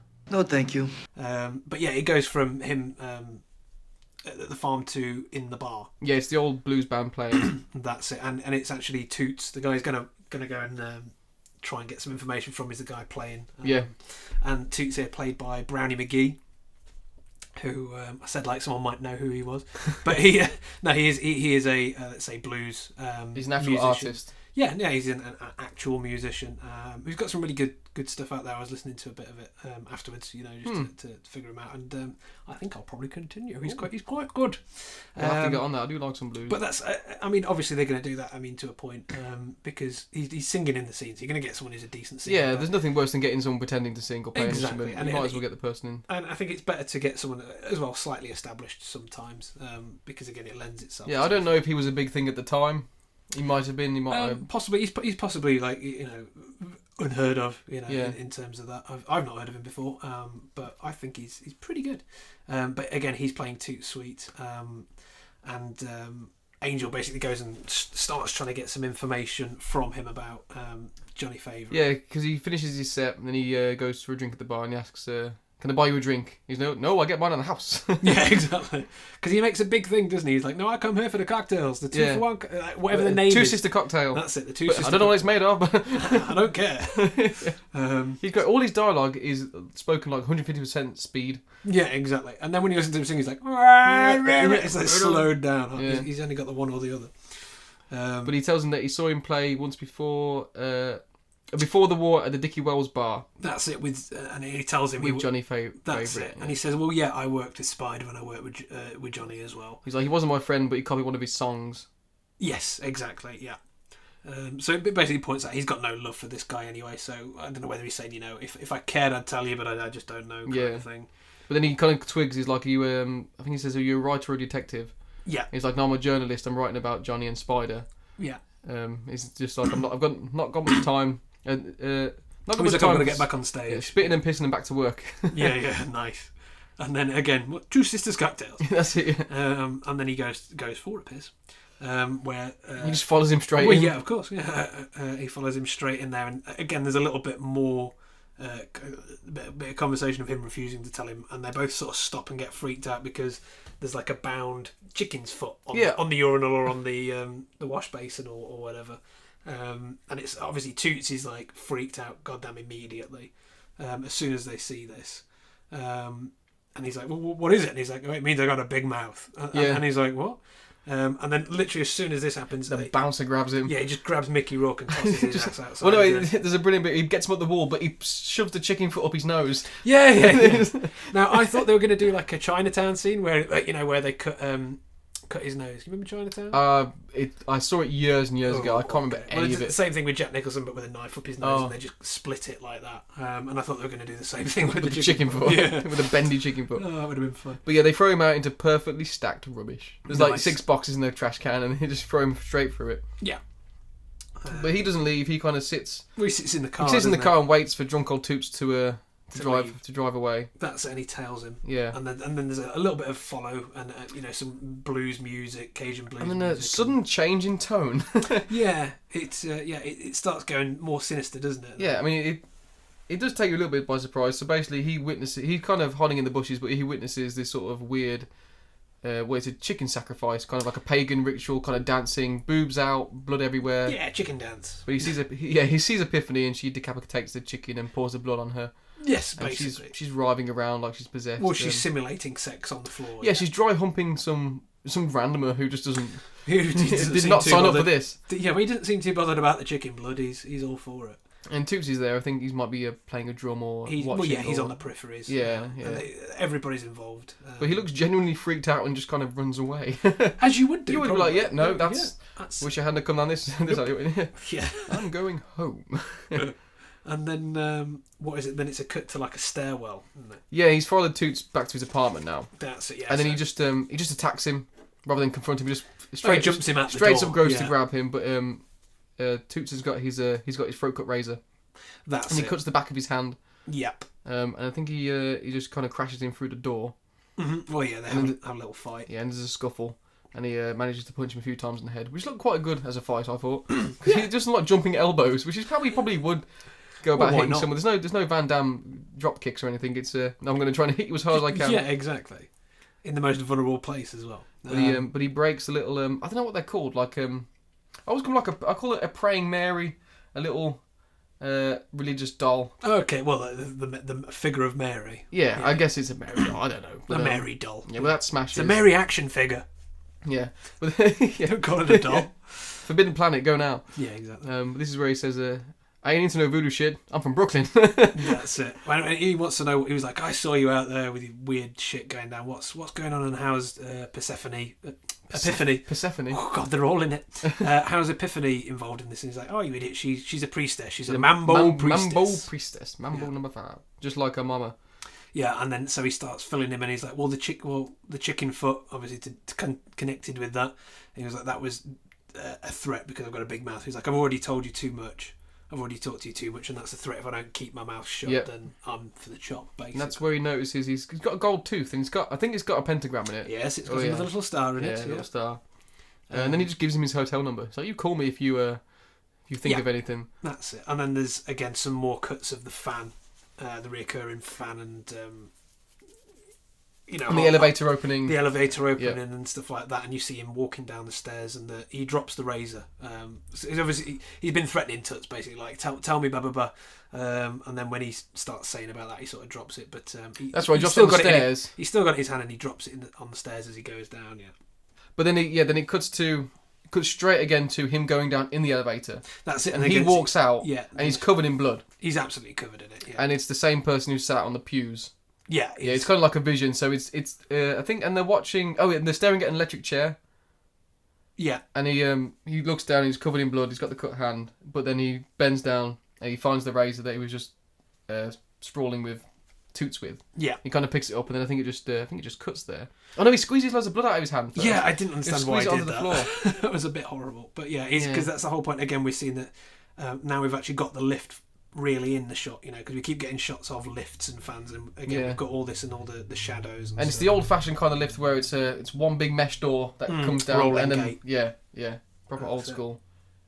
And then we see stuff like, because obviously in Toots' apartment you get shots of there's like an angel or the Mary, and it's now got blood on it. Yeah, and it's got. I noticed it was smashed around loads of tarot cards. Yes, yeah. So all of these religious iconographic kind of things going, and then shots of the ceiling, wall fan and whatnot. Yeah. But then in his vision, he goes to touch the person again, and at this point, he wakes up. He wakes up in his room, doesn't he? But and this is where we get to see the most unhealthy-looking fat policeman I think I've ever seen. Yeah, he just looks like. I don't even know. He looks like diabetes. He's quite obese. He's got a little mustache. Why people think the mustache is a good idea if you're fat?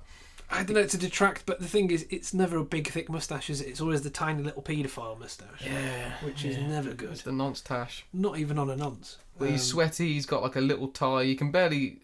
He's just clammy. He looks... Yeah. He makes me want to take a shower. Stereotypical shit cops, basically. Yeah. If they were in New York, they'd be covered in donut crumbs and stuff. That's it, yeah. And drinking nothing but coffee. But exactly. They basically wake him up because they're rummaging through his room. Yeah, they've already searched his room, I think, fully, and then they've woken up because he's slept through the whole damn thing. That's it, and he identifies him as a detective because he's like, if you were a cop, you wouldn't be sleeping, pretty much. Detectives sleep late. Yeah, exactly. But I noticed there's a part in this where the guy picks up the bowl, the other detective, and it looks exactly the same as the bowl from that she was using to clean up the shooting in the church earlier with. Oh, okay. I don't know if it's meant to be the same, or there's just a sale on that bowl like that. Exactly. Or they ran out of props in the film. It's like, use the bowl again. But he hands Angel the piece of paper that he wrote his name and number on. That he gave to Toots, and we said, well, why did we find this in the dead man's hands then? You found it in his head. I think he put it in his mouth, didn't they? In his mouth? Oh. He said found in the head of a dead guitar player. I thought he said hand. Oh, you might be right. Oh, no, it's I'm not about to say the word now. Asphyxiated. Yeah, by his own genitalia. That's it. Yeah. Oh, because, that's brilliant. They get to that. Oh, I've got that exact quote. But yeah, they're basically saying, we found that your handwriting in the dead man's hand. And obviously he says, oh crap, Toots is dead, how did he die? And the cop says, technically, asphyxiation by his own genitalia. That's right. And then Mickey Rourke goes, and not so technically? And he goes, somebody cut off his dick and stuffed it in his mouth and then choked him to death. And then took to redecorating in the poor jerk's blood. There you go. Aww. So he's basically saying there's blood everywhere and he's got his dick in his mouth. Poor Toots, eh? And at some point there, he says as well, like, oh, he must have had a pretty big mouth there. Which is kind of like another... I think that's later on. Yeah, I think I'll know that now later on. That's so funny. Which is great. But I love that whole... technically, someone cut his genital... not technically, someone got his dick off. that was a nice little aside. But they question him, And he says that he interviewed him the day before, around about 1 o'clock. Yeah. Because of a missing persons case. But he asks who basically put him up to it, and he won't give a name. He says that's confidential. You know, that's my right to keep that to me. Yeah. And I quite like that because I think somehow they kind of let him off, don't they? They're kind of like, well, there's not enough. Well, there's not enough to pin it on him to put away or do anything. So they're like, just watch yourself. But I think he starts asking them some details about who he's looking for and stuff, and they're like, we don't know. And they're like, if it was up to us, just I mean, you know, if you ask us, just leave it, get out of here, and go home and stuff. And he's like, a weird little reference. He's like, did you ever watch the Mickey Mouse Club? Yeah. It's Wednesday. It's anything can happen day. Yeah, exactly. So I was like, okay. But yeah, and then he's back in the bar again. Well, it's super quick cuts because what we get is him in the bar, and then we've got again the heartbeats and the trumpets kicking. It's off. because he's in a phone booth, but he sees I think he's looking at his own reflection, isn't he? Yes, I mean, and that's what starts off this whole vision thing, and we get cuts of the ceiling fan, and then the lift, and then the parade becomes slightly more prevalent. We keep seeing, like maybe a split second more. Yeah, and it gets a little bit longer. Yeah, but I wasn't sure if this only ever happened every time he looks at his own reflection. I only kind of figured out that might be a thing towards the end, but yeah. But I don't know if it did happen. Because it hasn't really happened in context that many times, No, it's just been sort of, I'm going to say filler, but cutaway material. Yeah, so we get more scenes of the troops coming home. Yeah. We see that it's like the outside of the shot of the building, and you got the red window with a fan above it. And we see the heartbeat. That's it. And again, what we get is... and the guy pinches his bum. Yeah. Because we got... The guy pinches his bum? That's how he gets interrupted. He's like, do you want a tune? Oh, yeah, that's it. Yeah, sorry. He doesn't pinch his bum, he tugs on his jacket. That's it, yeah. I was like, wow, are we watching the same one? But again, what we get now is we get a bit of recurring music. So we're starting to hear... we forgot about this completely. Is Madame Cuismark, when he was there... Oh, he was just idly playing this tune on the piano, and she was like, "Oh, do you play?" He was like, "No, not really." Can you sing? He was like, "I can carry a tune, but I don't play." Exactly. So we get this again. This reoccurring tune starts to become more prevalent, and he's climbing. He's going into Madame Cuismark's apartment, only to shock horror, find her dead. Yeah, she's murdered. She got one boob out because it's a thriller. What? But yeah, that's the definition. He looks like he's going to be sick. Yes. But then he sees the dagger that he was previously playing with. I don't think we mentioned that, but like when he first goes into her apartment, he kind of sits down, he starts messing around, picking stuff up, and he's got this ceremonial wiggly dagger. Yes. But yeah, then he starts looking around her stuff, and he finds like a mummified hand in a box. Yeah, I love this because as soon as I saw it, I went, "That's the Hand of Glory." Ah. And I know the legend of this very well because there is actually one on display in the museum in Whitby. And I think it's the only one that is known of, that exists. And it's a great old horror story. And they do get to that later, so I'm just going to explain it now because I already know. Go ahead. But yeah, the Hand of Glory was meant to be a hand taken from a hanged man, so a murderer or a criminal. I think it's usually a murderer. The severed hand, severed right hand. And basically what the thing was about it was that if you lit one of the fingertips on it, you could go into someone's house and they wouldn't wake up. They wouldn't know you were there. So basically, it's like the Uber burglary tool. You lit it like a candle. Yeah, basically, you would set fire to one of the fingers, and then that would give you let's say immunity, invisibility. But you could go about someone's house, nick all the shit, and get out. So they used to call it the Hangman's Hand or the Hand of Glory. I've heard of the Hangman's Hand. And there's a good one, like I say, if you go to Whitby, and I don't know even if you still do it, but it's on the ghost walks, and he takes you around and does it. Cool. And it's a really good story, and it's a really cool little it looks the same thing. Yeah. So I was happy to see that because I was like, okay, at least this is a bit of lore I understand. Like, okay, I get chicken death and voodoo and nonsense, but it was quite nice to see all that. And then what we've got is, as he's looking around, the tap dancing. We get more shots of tap dancing and the heartbeat. And they're getting faster and the heartbeat's getting faster. Obviously it's building to a pitch, But yeah, he kind of goes into a back room, but then it gets to a climax where he sees that it's her heart, basically. Yeah. It's a human heart. Human heart on the side. And then obviously what we've got is that climax and then just complete silence after that, like shock silence. But there's a weird bit there, because it's on like a piece of paper. And he takes the paper underneath. Yeah, I didn't know if it was meant to be something, if it was something written on it, or... I think he went to the Paul Daniels School of Detectives. He's like, and the chair is still up. Like, and the glasses are still on the table. I really don't understand because unless that was a note. Yeah. So that was evidence, basically. I need to go back and watch that scene, but it did. Yeah, there was definitely writing. There's no callback to it. I don't think. Not particular. It might just be a bit of greaseproof paper. Yeah, I think so. But yeah, it's weird. Unless he just wanted to watch it roll slightly, so he could analyse it. Well, just a bit of animation, and I think they even did the thing of where they put in like a subtle scream. You know, there's a lot of that. When you see the you heart. hear like someone. Yeah, there's a lot of screaming that goes on in like the peripheral sound.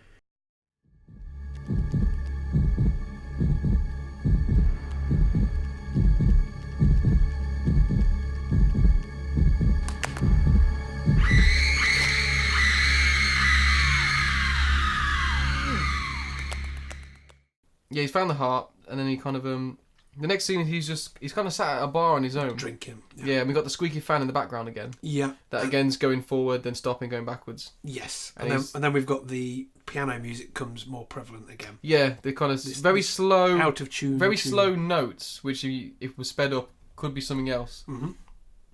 But he's having a smoke and a whiskey on his own. Yep. And then it just cuts to people being baptised in the river. Yes. And I've got down one of the most unfortunate looking children I've ever seen. Oh. He's a very ugly boy. Oh dear.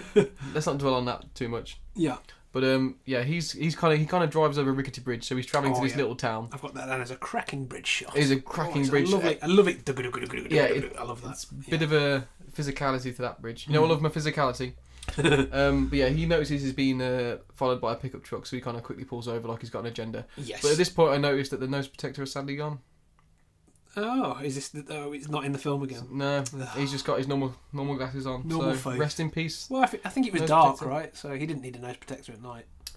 Well, it wasn't. It wasn't night. Actually, it wasn't night. No, but I mean, the guy did say to him, "Keeps the rain off too." Oh yeah, it's an all-purpose nose protector. But he goes down to the guys, the muscliest guy in the world, who's like, is he opening clamshells? Yeah, he's shucking clams or whatever, and they've got like lots of buckets of crawfish and all that sort of jazz. And he starts pretending that he was there for that express purpose. He's like, how much are the clams? Give me a sack of those. Oh, I'll have some of those. But the guys in the truck, they've basically found him and they let off a little dog. Oh, a little dog. It's a little pit bull. Little pit bull, and it bites his leg, and he just starts jabbing it with a broom. He's like, "Get off!" But again, another part where I'm like, animal cruelty. But no.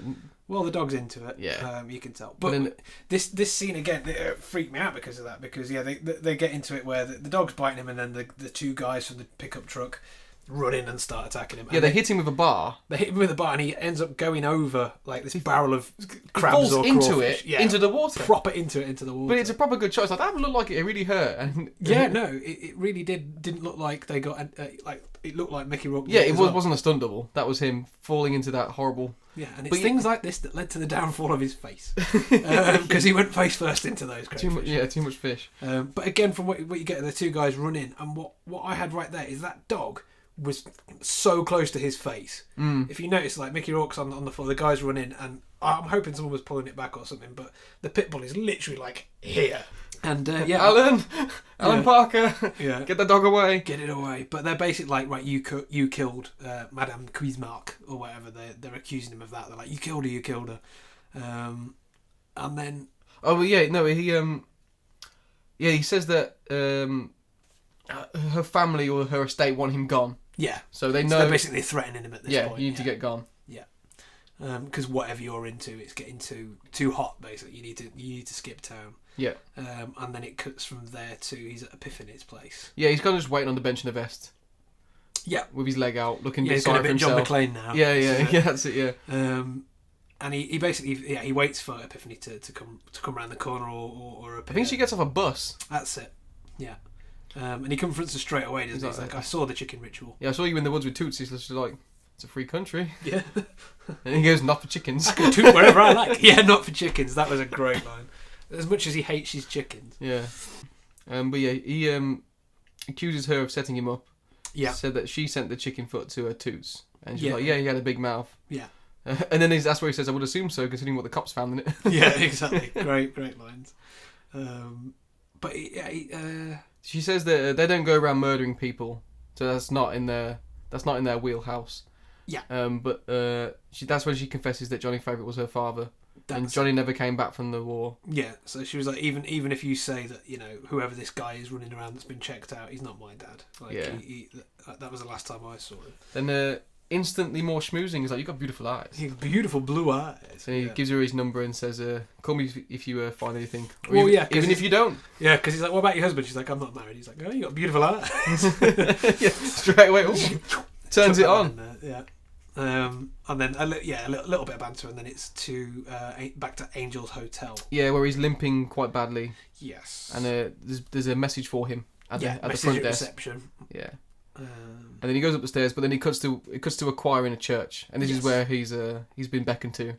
He's back to the same church again where De Niro waits for him. Yeah. At the back of the. Not limping now. Not limping. May I add. Yeah. But De Niro's sat on the back. He's enjoying the choir. Mm-hmm. And he goes to a great. I like this because he just goes and sits next to him and just blows his nose. Yeah. Doesn't say hello. Just like. It's really good. But yeah, he sort of sat there because it's weird. It's almost as if he hadn't really known why he was there, but he was just like, "Oh, I was just in the area, so I thought I'd see if you've got any information," kind of thing. Would be a good point to ask about your progress. So he says he's got 3 stiffs, which is Fowler, Toot Sweet, and what's her last name again? Cuisinart. Madame Cuisinart. And they're talking about religion. He says there's just enough religion to make people hate one another, but not enough to make them love each other, and that's quite nice, isn't it? Very true. Yeah. But yeah, he's a murder suspect in 2 cases now. Yeah. So he's basically like Johnny was real bad luck. Yeah. And basically whatever he was into, I'm getting set up for it, and wherever I go, That's right. And then he asks Louis if he knew Cuisinart, and says, "I vaguely knew her," and he goes, "Vaguely is putting a noose around my neck, and I'm starting to choke." Yes. So he basically says, if you didn't know something, you've got to spill it right now. Yeah, I need any information you got because I am getting into shit. Yeah. And he's getting twitchy, but basically De Niro just keeps saying at this point, "I just want my debt to be paid." Yeah. It doesn't like messy accounts. Yeah, exactly. He just wants everything to get tied up. He's kind of like at this point, all and out saying, "Look, you're quite dispensable. So just either do it or don't, but stop bitching about it. I want you to get on with it," sort of thing. But even though he's getting angry, he still finds the time to have a little kind of joke. I think he says something about someone got her to take out her own Valentine's card. She took her own heart out. Couldn't predict her own future. Yeah. And again, De Niro's has a little reaction to Toots' death as well, which I thought was quite funny. Because he tells him about it, or whatever. He's like, "Yeah, he cut off his dick," and he's like, "Oh, we're in a church." Oh yeah, he goes, "Shh, language." Like, we've got to be very proper in here. Every time we did it, he looked like he was going to laugh. Like it wasn't in the script. He always had a little smirk, like, "Oh, I don't give a fuck about churches." Yeah, because that was brilliant. Yeah, so that was quite a nice little. He's like, "What's your language?" Yeah. And then he asks him, "Are you an atheist?" He goes, "Yeah, I'm from Brooklyn." I'm from Brooklyn. He just keeps saying that. I don't know. From Brooklyn. Yeah. But he offers him more money to carry on the case. Like, "I don't need your money." Yeah, he's like, "Well, I'm just going to see what I can do." But he's basically telling him that if it gets any worse, he's out. Like, I don't care about the whole thing. Yeah, he's just scared now. He's being scared that he's set up. Mm-hmm. And then from there we get, again, it's pouring rain, and Angel is back on his way to his hotel room again. That's right, he's having a cigarette, and he walks past I don't know if this is a point, but the room next to his is a red room. Mm. He walks past the red room. Nice. And Epiphany's kind of sleeping on his, like, leaning up his door, sleeping. Well, she's sat on in the doorway. She's sat on the floor of the door. Yeah. And just getting absolutely drenched. I mean, she could have brought a brolly. I know. Who knows? I quite like the continuity that she was quite wet. She was very wet, yes. Mm-hmm. But hello. But then they, exactly. He brings her inside and decides to have a drink. He's like, "Go and warm yourself." Pours her an enormous whiskey. And then he has like a shot. Good lad. But then he goes around his room and starts catching all the water leaks in this various pans. In the buckets, yeah. Yeah, because again, he keeps just saying, "Oh, I don't know why I'm staying here. Like, out of everywhere, I probably picked the worst place." Yeah, he's doing a little bit more schmoozing. But then they start talking about her dad, Johnny. Yeah, why? Well, he was saying to her, "Why did your mum like Johnny? You know, why were they together?" It's always a badass that makes a girl's heart beat faster. Yeah. And she says that Johnny was as closest to true evil as anyone could become, and a good lover. Yeah. There's 2 things that she loved about him. 2 things. Yeah. And that's when we find out that she's only 17. Yes. Kind of young to have a kid. She didn't know her dad. No. Oh no, she didn't know the father of the baby. That's it. Not she didn't know her dad. That's right. Because he asks about her son. She's like, "Well, my son's with another family," and I love that. She's like, "Yeah, she's got 17 kids. She'll be fine." That's right. That's harder. You're getting more now. Now she's only got 18, bitch. So yeah, she basically says that she's free for the night. Well, no, she says that first. She says she blames it on something called Chevalier, which is the spirits possessing you and basically making you immaculate conception kind of thing. Yeah, she says she pregnant was by the gods, mounted by the gods. Yeah, but then she's like, it's the best fuck I ever had. And I've put after this, oh my. Oh my. Oh my. And she pops on the wires for a dance. Yeah, and I like that. She says, do you want to dance? He's like, all right, no chickens. So again, more chicken talk. But he just kind of picks her up and they start having a little bit of a romance. Yeah, and this is where I had a little bit of a thing where I was like, slightly freaking out about the age difference here. Was it time appropriate or was it just totally inappropriate? So I didn't know whether this was trying to set up his character as being, he doesn't care about anything. Yeah, because I don't know how old. Boundaries are nothing to him. I don't know how old he's supposed to be. Yeah, exactly. Although I suppose I could work it out for me. You do find out his date of birth. So, well, he's older than her. Let's put it that way. Well, we know he's older than her. Yeah. But again, I was like, okay, it's a film, just get out of your head. And then, and the inevitable happens. We get some utter filthy business, Daniel. Oh, yes, we do. Lots of boobs. And one bit, I don't know if it's intentional, but I think she sticks her hand up his arse. Yeah, it looks like it, doesn't it? But again, with this bit, what we've got is, we've got the same old sex scene in a way, but what we're getting is, you've got the music coming through, and obviously it's raining, and what we've got is a lot of all the rain dropping into buckets. Which soon changes to blood splatter. It does. But obviously what it does is it sets up the sex and the violence of it, because what we get is it's not just a placid thing, it becomes an aggressive scene. Yeah, and it's intercut with the scenes of the elevator going down again, which that's we've seen. And the clips of the soldier, and the fan and the lift, and then there's scenes of orgies as well. There's like a pagan scene where they've all just got their boobs out and they're all just thriving around. Just some random bits, which I guess is like the chicken ritual things, it's all it? tied in with that. And now at this point, it's just raining complete blood, and it's all trailing down the walls. That's it, and it's soaking them, and he's doing about he's not doing too bad a job of simulating sex, but he's almost as bad as Tommy Wiseau in The Room. Yeah, he's almost fucking a belly button, isn't it? There's a weird bit where his legs are. I shouldn't have. The angles are a bit wrong. Yeah, I shouldn't have. Studied it too hard. But he's like, he's at a weird angle with his legs together, and he's kind of like. If you watched the In-Betweeners when I think it's when Will's having sex for the first time, but he's basically doing a surfboard on top of the girl. Oh yeah. But then it quickly turns dark, and there's one scene that I wanted to rewind because I couldn't really tell what happened, but it looks like she explodes. Blood sprays everywhere, and then. Yeah, I mean, obviously that's I would say that's symbolic of climax, isn't it? Yeah, but I couldn't just tell the prop of it, what actually happened. I wanted to see because I couldn't tell, all this blood just shot out. I was like, does she explode? Well, because obviously the blood wasn't physically there in the scene, in terms of to them their reality. This is a fantasy. Well, basically, again, it's what you want to call them. Let's say hallucinations or whatever, which is why we're getting the fan and all the stuff. And the closest thing I can reckon it out to be would be, let's say, it's Angel's mental state. It's symbolic of what's going on. It's the lust and the violence and all the shit that he's seen and all the blood and the orgies, and it's all coming to this head. And again, I think it's sex scenes for me often. They're either too awkward or too explicit, if that makes sense. They're either too cringy, too cutie pie, or whatever, or it's just full on penetration, and you're like, I didn't need to see that. But the nice thing they did, obviously, with having these buckets of rain and and all that, and the building up of the scene to like a fever frenzy. Did a really good job of portraying the mood. I think it held off just long enough to reveal that it was going to be dark and twisted.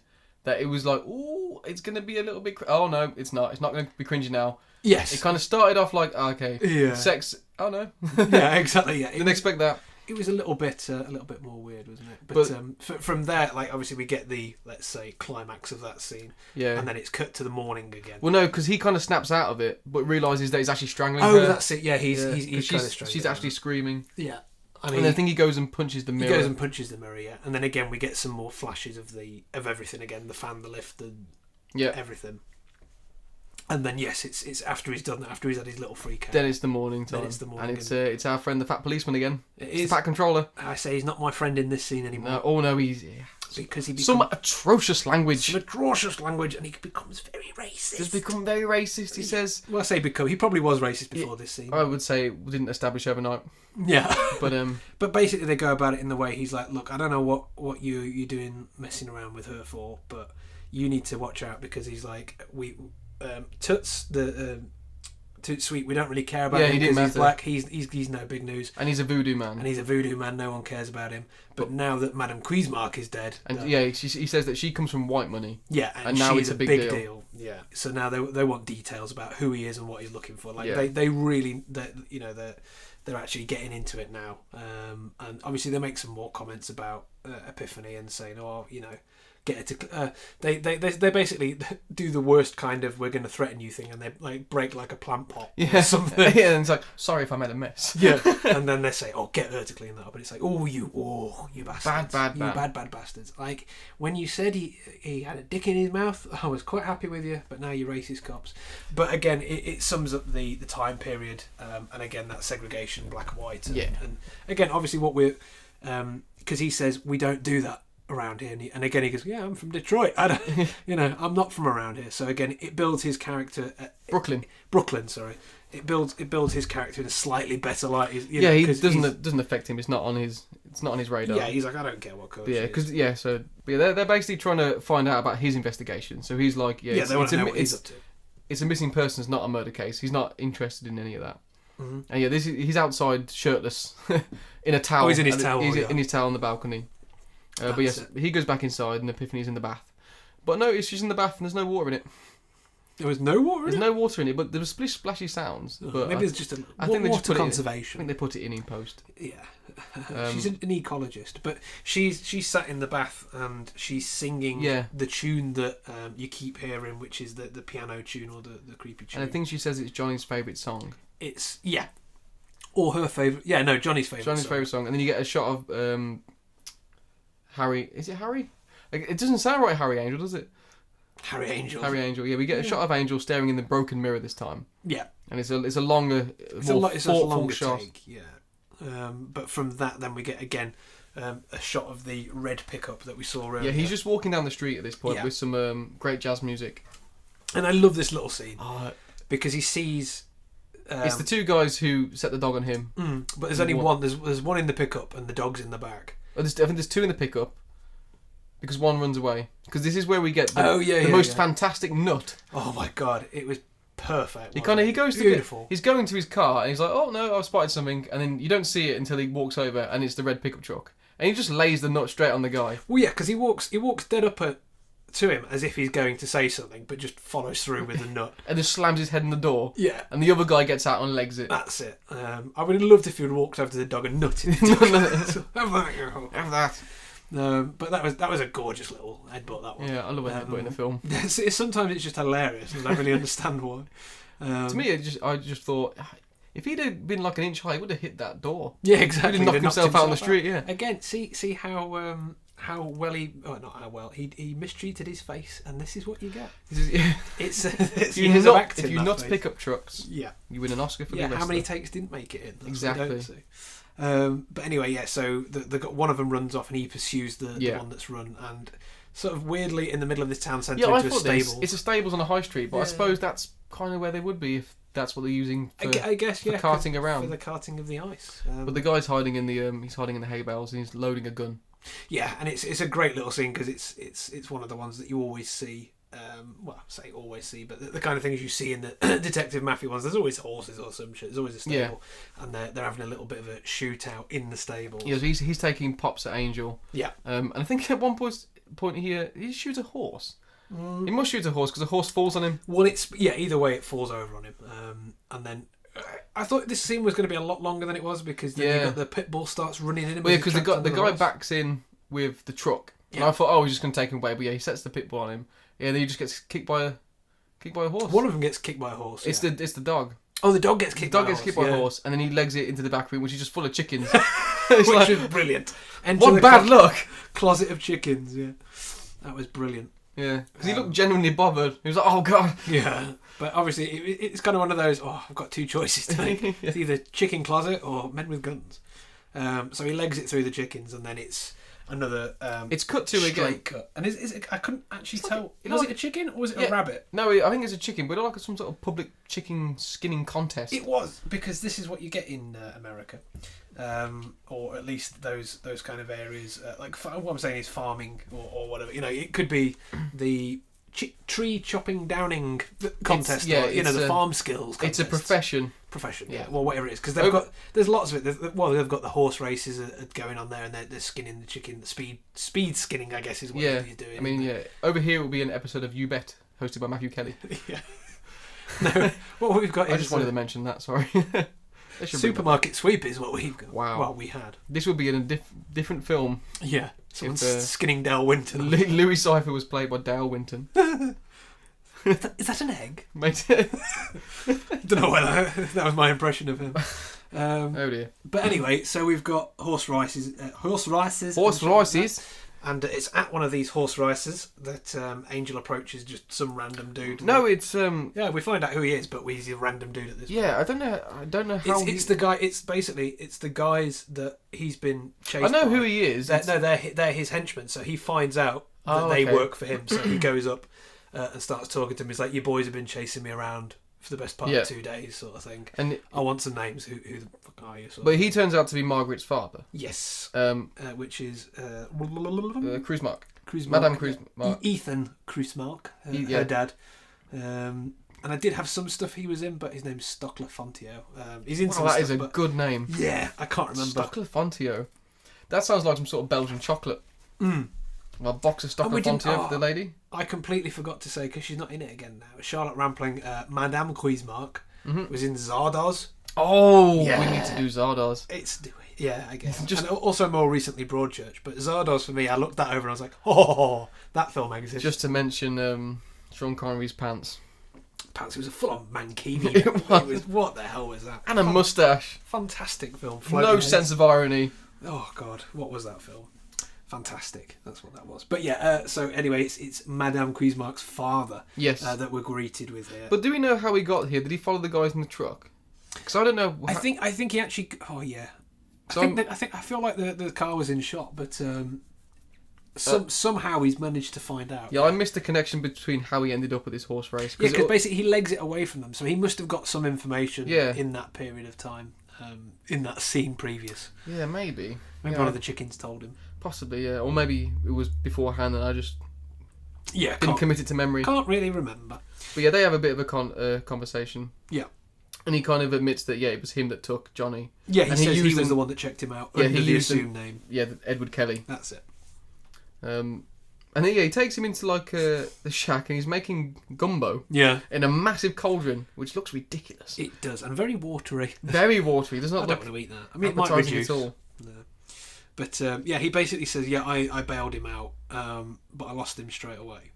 Yeah, and then he takes him they go into a back room at this point and he pulls out, I don't know if it's a bottle of water or vodka, but it looks incredibly cold and delicious. Yes, probably, yeah. And this is where he pretty much explains everything that happened. Yeah. And he is so excited to tell him. Yeah, he's like a kid at Christmas, and then this happened, and then this, and this is how it went. But it is great. It's a lot of exposition in a short amount of time. Yeah, so he tells him that they took Johnny to Times Square on New Year's Eve 1943 and just let him go into the crowd. It wasn't that they let him go, he kind of wandered off. Yeah. Because what they were saying was that he the only reason he did it was for his daughter. So, did she have a first name, Madame Kruzmark? I can't even remember. It's it's gone out of my head now. Yeah. I mentioned it. It's Margaret. Margaret, yeah. So he says that he did it for Margaret. Because she was into Hocus Pocus. She was into Hocus Pocus and all that bullshit, apparently, he says. But they checked him out, and he starts saying that basically they got him to a room or they got him somewhere, and then someone started coming for him, or someone started looking for him, so they went back outside and they got separated, was basically it. So because they didn't know what he looked like because he still had the bandages on, when they checked him out, they don't even know what he looks like to look for him in the crowd. Which explains how they lost him so easily. But then he goes on to explain the plot which preceded that. saying that Margaret was into tarot cards before she could read, and that he was a devil worshipper. That's it. And then there is a line which will set up the next film I think you might want to watch. He says, "The Prince of Darkness protects the powerful." That's exactly why I want to watch Prince of Darkness. Well, I wanted to watch Prince of Darkness before that anyway, but when I heard that line, I thought, that's a sign. Yeah, okay. So that one, and then I want... was it They Live? We can do They Live. Yeah. Anyway. He says that he introduced Johnny to his daughter. He saw him conjure Lucifer in his living room. Exactly. And they talk about... Because he says, I found the hand of glory. And then that's where they reference and actually give you the explanation that I gave earlier, sort of thing. Where they say all about the stuff, and the tarot cards, and says he's a Satanist and sold this. And he summoned Satan basically, and he made a pact with Satan. He sold his soul for stardom, so he become a well-renowned singer. Yeah. But he tried to trick the devil. He sold his soul and tried to duck out, and he came across an old writing, a manuscript. Yeah. So basically, his ploy was he needed a victim to steal his soul to replace his. Yeah, he was going to steal someone else's soul. So they stole a soldier out celebrating New Year's Eve, which ties back to all these visions. So what you're seeing is whoever this face is, this mystery guy, is going to be this soldier. Yeah. The way through it. So they basically kidnapped someone, and they took him back to a hotel to perform a ceremony. Yeah, where he says he cut out his beating heart. That's right. He was bound naked on a rubber mat.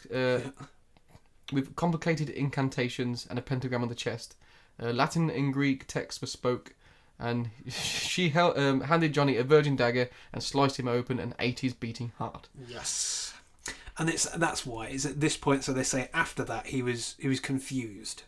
So after the ceremony was after, Johnny didn't know what was going on, and they disguised him as the dead soldier to get him out. But because he was a soldier. Because he was dressed as a soldier, and he was a soldier, and he didn't know what was going on. As soon as they let him out, he was drafted out immediately. The worst luck. And then somehow, But then he got injured and couldn't remember who he was. Exactly. So he got sent home to this hospital that he'd been in since, with no memory of who he was, no memory of how he'd stolen a soul or anything. He's just a blank slate. He doesn't know anything that's happened. His identity is that of whoever this soldier is when he comes back. Yeah. But again, what they're saying is then that after that... Oh, yeah, so that being checked out was in 1943, was it? 43 or whatever it was. So in that time, they've not seen him. They've got no idea. Since he got sent back, all they know is he did get sent back, but that's... And he was in a coma, wasn't he? That was the thing. No, that's all. But so he was in a coma... When he first got back, and then he woke up. Yeah, and then they signed him out, and then they did the thing. But then he got shipped off again. And No. So what happened was... They basically performed the ritual. They stole someone from New Year's Eve. Performed the ritual. He got drafted, sent away to the war. Got his head smashed in. He got amnesia. Went to the... And then they got him out. And then she thought it would be a good idea to release him back on New Year's Eve again. So they sent him back on the same day that they kind of took him. Because they say for his mental state, if reviving him back from the last time he might have remembered. Yeah, so it was like, it's New Year's Eve in Times Square again. So that's where they set him, basically just letting him loose again. Yeah. It's like, this is where we started from, off you go. Yeah, so start from last known save file. Yeah. Checkpoint. That's it. And while this is going on, Mickey Rourke's freaking out. He kind of runs off to be sick. He keeps screaming, "Who is that boy?" So you know it's triggering memories in his brain. So he's obviously got basically who was the soldier that you replaced him with? It's properly wigging him out, and it's he's freaking. Synapses are firing in his brain, and he's not best pleased. No, he's not. He runs to the toilet to be sick, and this is where what's that man there called? Our Mr. Queesmark. Mr. Queesmark. Ethan. He says that they because he's asking who the boy is. He says he doesn't know, but they sealed the dog tags in a vase in her apartment. And that's it. And what you get is lots of these cuts again. The fan, the elevator, the soldier at Times Square. The soldier almost turning around to face the camera, but never quite getting there. So close to that. After he's done freaking out, you find he's staring in the bathroom mirror again. So again, you've got the mirror, and then he goes back into the room to find that Mr. Queesmark's gone. Goes through the adjoining door and finds him drowned. Yeah, he's just in the broth, all red and blistered. Oh, with his eyes coming out as well. It's great. Tender. But there's a little bit of exposition before that where he says, even though he possessed a guy's soul, he still looked like Johnny. Yeah. But obviously, we know it's Mickey Rourke. Yeah. Well. Technically not yet, but yeah. No, but yeah, I'm going to say... We're right at the end of the film. It's got like a red herring, like he still looks like Johnny, but we know there's been plastic surgery. So yeah, but then again, yeah, no, because that's not what it is. It's not Johnny's body. It's Johnny's soul, isn't it? Okay, because this is what confused me, because... Oh, no, it is Johnny's body, because that's why he's had the plastic surgery. That's why he got...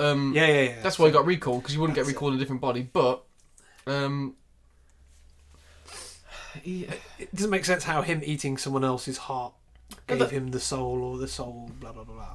Well, I don't know about that bit, but it's the whole... Anyway, well, I'll come to it at the end. Yeah, we'll go through explanations later.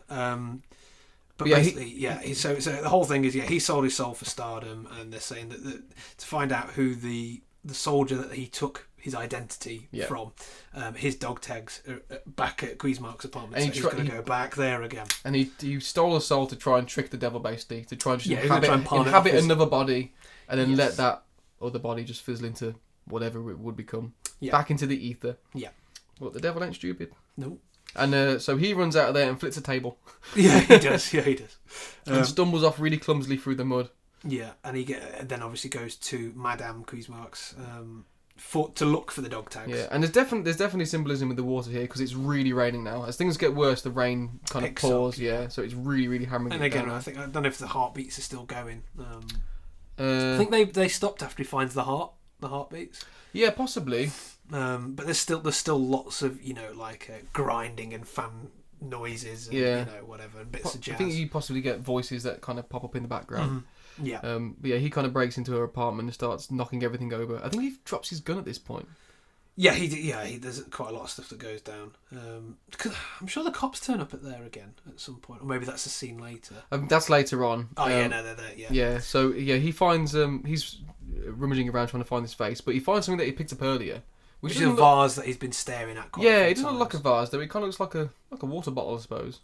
I guess. And I think there is music playing at this point, because I think he smashes it in the sink and then it cuts again. It'll be I think it's probably the music, the piano music, or the song that Johnny Favourite was known for, or keeps being played. Because he smashes it open, and the audio cuts, and as quite expected, the dog tags come out of that. Yep. And what do they say? They say Harold. Is it J. Angel?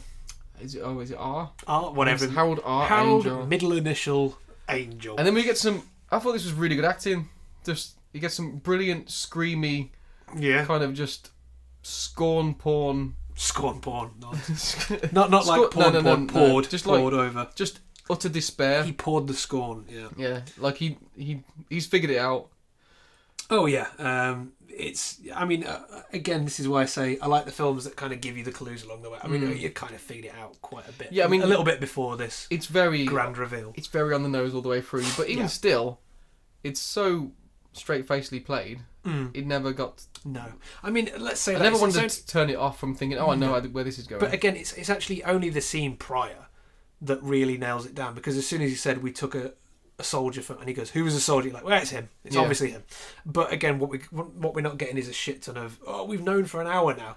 But it plays it out so that it's believable, or whatever. That it's you're at the right stage. It's hard to, because I've seen this before. I couldn't tell, because obviously knowing it, every single thing is a hint. Yeah. Going through, I don't know whether, I can't remember the first time I watched it whether I thought that it was a surprise or not. Because obviously knowing the ending, I'm like, oh, there's a clue, there's another clue. And it was still enjoyable to watch, just to piece them together. But I don't know if to a new viewer, it would still be a surprising. I would say at least, because to me, if it's incredibly obvious from the first 10 minutes, it's a crap film. But no, go on. Oh, no, okay. Well, but with this, it was getting there. Let's say obvious is one thing, but I was at least over halfway in the film before I thought that was the possibility. Yes, I knew, let's say, we're nearly there, because we're nearly doing it, but yes, I knew other characters were obviously who they were going to be, but for me, I didn't think Mickey Rourke was going to be the guy he was looking for. I mean, it's a small and quite overused twist these days, but watching this film, I was like, oh, cool. Actually, I think it's overused that much that you probably assume it's a red herring. It's not going to be him. And I went, oh, no, it is. It's one of those things, yeah.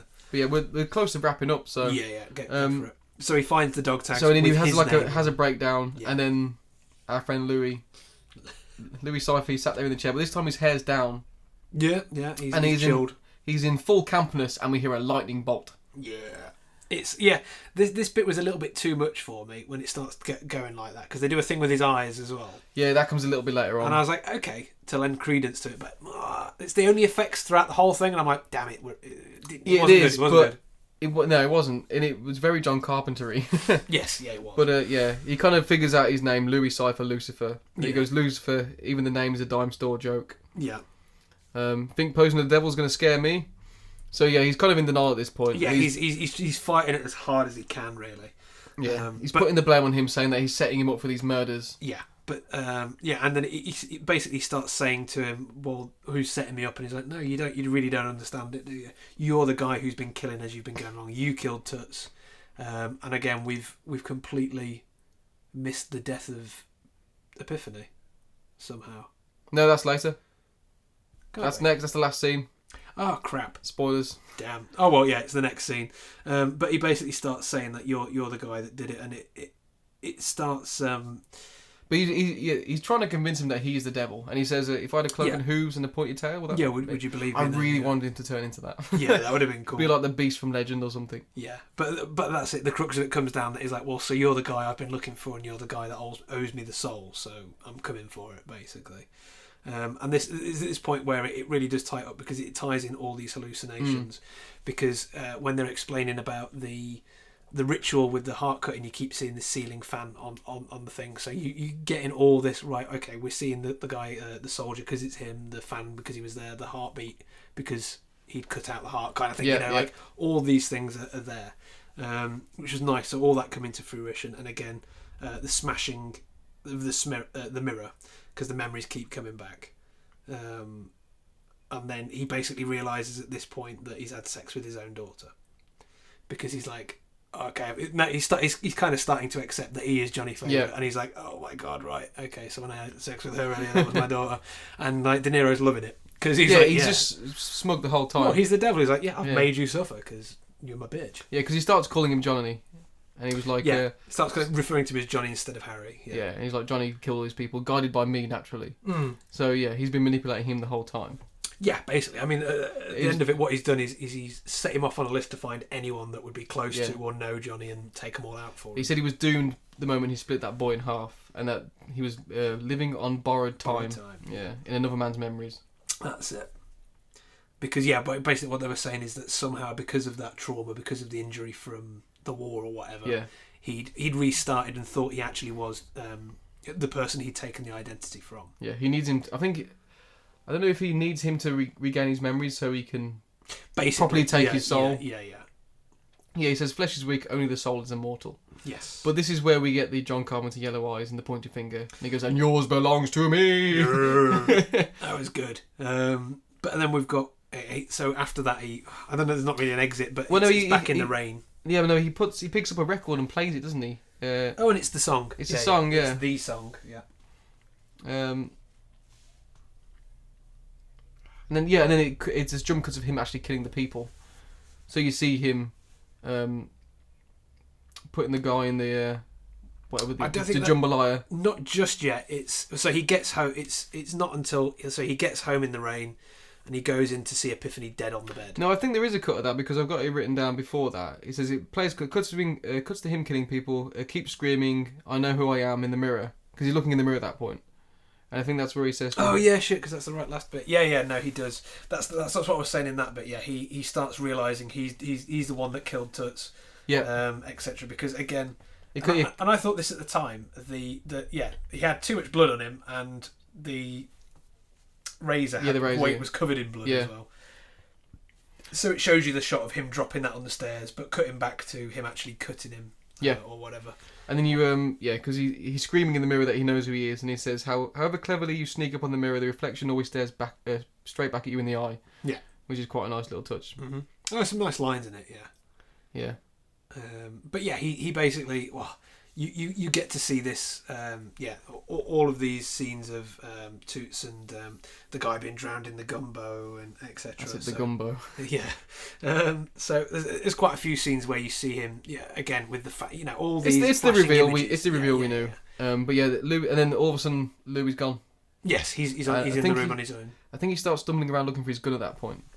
Yes, which probably is not gonna help with the devil. Yeah, so he legs it anyway. So he legs it, and he goes back to his room, and what we see is... I think he runs all the way there. He does, yeah, and he's running along the outside of the building. Yes, yeah. And as he does that, what we see is, again, this small... well, I say small... The hooded figure, but we can see the face now, and it's De Niro sans beard. Yeah, he's got no beard on. And I was like, oh, that looks weird. It's really weird, because he kind of sat there, and he's going... And it reminded me of Monty Python. Yes! When they just... O'Brien or something. Yeah, it was, because he kind of pulls a face at him. I thought we'd put Nuns on the Run on by mistake. I was like, what's this? Oh, I love that movie. Agree to disagree. So they what we call training it. Yeah, I know. So you see him, and he runs into the room, and that's when you get the reveal then of now. Yeah, the two police are there. The two policemen and Epiphany dead. And there's a lot of blood around her toilet area.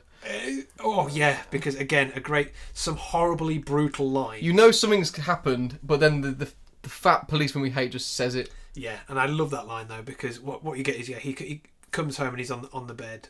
She's on the bed, sorry. And they say, who is this? And she's like, she's my daughter. She's my daughter. And they say, I guess you didn't kill her then. And he says, well, why is that? And he says, well, unless that ain't your gun-up-a-snatch. And it's like, oh, dude. Yeah. Again, horrible, brutal lines, but painted that picture really well. You didn't need to see it. You understood, so that explosion that you saw earlier, etc., which was the climax, and all these sort of things, which builds it into an even more chilling... but very quite artistic kind of thing. To build that in retrospect is very clever. Yeah, and that is, and that's, and I think it's such a brutal, horrible line that it cuts through that whole. And thing, it could only come from the guy bastard, you hate. Yeah, exactly. So props to him for putting that in there, because that's probably one of the most offensive. It is, lines in it. But then the other policeman comes in from the bathroom and he's got the kid. Yeah, he's holding the baby. And this bit actually made me jump because so there's a line where he says you're going to burn for this angel. In hell. In hell. Yeah. But then it cuts to the kid and he's pointing with the yellow eyes. Yeah. I couldn't remember that from the first time I saw it. I didn't expect it. It did make me jump. Because the demon kid is way creepier. The demon kid is way creepier. Yeah. And then you just see it's a clip of the elevator going down. Just going down, yeah. And then credits. And credits roll, yeah. And the haunting music. So you've got the saxophone, and then you've got this constant rattle of the elevator cage going down, the vibrating metal. And it does take a good 4 or 5 minutes before you get any actual footage again. So you just see the black credits, and then it comes back into clips of the lift. It keeps intercutting with the lift, him going down the lift, kind of looking up. He's kind of accepted it now. He's kind of... Yeah. His poise has changed. But yeah, it made me kind of sit for the whole credits. It was a really clever device because I thought something else was going to happen. You want to see the lift open, right? Yeah, exactly. Yeah, and I did like, and I said before we started recording that I like that all the music in the film was credited. All the artists were. Yeah. And if you're interested, the horse wrangler was Corky Randall. Oh, nice. And then we get the shot of all the gears turning as the elevators are going down. Everything, and it's again gorgeous noir shots. Black and white sort of thing, and it looks gorgeous. And again, credits roll for about 5 or 10 minutes or so until you get the lift actually reaches the end and it stops. Yeah, it stops, and the frame just pauses on him. Yeah, but he looks like he's kind of looking up. Yeah, he's got a silhouette of him behind the shutter, and the gear stop turning. That's it, and it's kind of like it's not. Luckily, it's not going to go too far. It's not going to open and there's going to be devils going... Welcome to hell! Yeah, it's none of that bullshit. Like a blowtorch. It just stops, and it's a very... And I love it when they do this in films. It's a very subtle, like, maybe 2-second pause. So you're getting more than just an off. You're getting an off. And you're like, oh! There's more meaning in those 2 seconds than in a whole... It isn't implied. It's like, no, he's there now. Yeah. So that's beautiful. And then we've got, black. Finished. Yeah, that's it. That's it. That's cut. It just goes... There's no more. There's no more. That's it. And then the film ends. That's it. The credits have ended, so you are done. But that's it. And I thoroughly bloody enjoyed that. I'm glad. Yeah. And I'm glad I enjoyed it again for the second time because I've only seen it once and it was a few years ago. And I know I liked it, but my memory of liking it was mostly that I just really liked how awesome Mickey Rourke used to be. Yeah. He was really good, really good. Not that he's the bad actor now, but he's kind of like, no, he's still a good actor. He's a good actor, but he's typecast as the man with the weird face now. Well, yeah, because, I mean, again, like we say, the rest of it was probably the only time where that face was appropriate. Yeah, it was built into his character. That was such a stonking watch, the rest of it. I mean, that killed me. It was so heartbreaking at points. Emotionally, it was I was all over the shop. But he did a great job. And in this, again, he is the thing you're following through it. You know, he is the narration and your main character, and I was literally gripped the whole time. I could easily, and I'm not saying I'm attracted to him, I could have easily stared at his face. His beautiful face. He was an attractive man. He wasn't a lovely looking lad, but what I'm saying is, you know, his command or ability to use those facial expressions. He was very charismatic. There was lots of really subtle, you know, like, let's say, just elements of disgust or mirth, or, you know, the smaller emotions that make a performance for me. Standing there and just screaming and going, is not acting well. That's just being loud. That's Nicolas Cage. That's exactly. I love him. But getting through that, no, you still get the finer points of it. Yeah, like I said, and he was believable. He was believable start to it's finish. The little freaking out at a chicken, laughing to himself like he feels like he's being silly, or just the first time he's talking to Louis Cypher and he's kind of like disregarding this it as being this is silly. Yeah. It's brilliant because again that lends credence to his journey of unacceptance through to its resolution. All of his reactions are what we are reacting to watching the film. Yes. So that's what makes him believable. Yeah, I'm sure if you pointed a camera at yourself, you'd probably react and emote the exact same way he does in every scene. He's, again, thoroughly believable, and I really liked it. And it's such a shame that he kind of just went away for so long. Yeah, I mean, obviously there's still stuff out there that he's done. Yeah, I mean, there's a lot. Whilst he was younger. Yeah, I think Rumblefish is meant to be quite good. I think it's in that. Yeah, I haven't seen it, no. But yeah, he had a weird stint where he tried to be a boxer for a while, didn't he? And then... Well, that's it. And again, obviously, all these things will lead to reasons why he needed surgery, etc. Yeah. We all know what a slippery slope that is. We saw what Michael Jackson used to look like, and you know how that developed throughout the ages.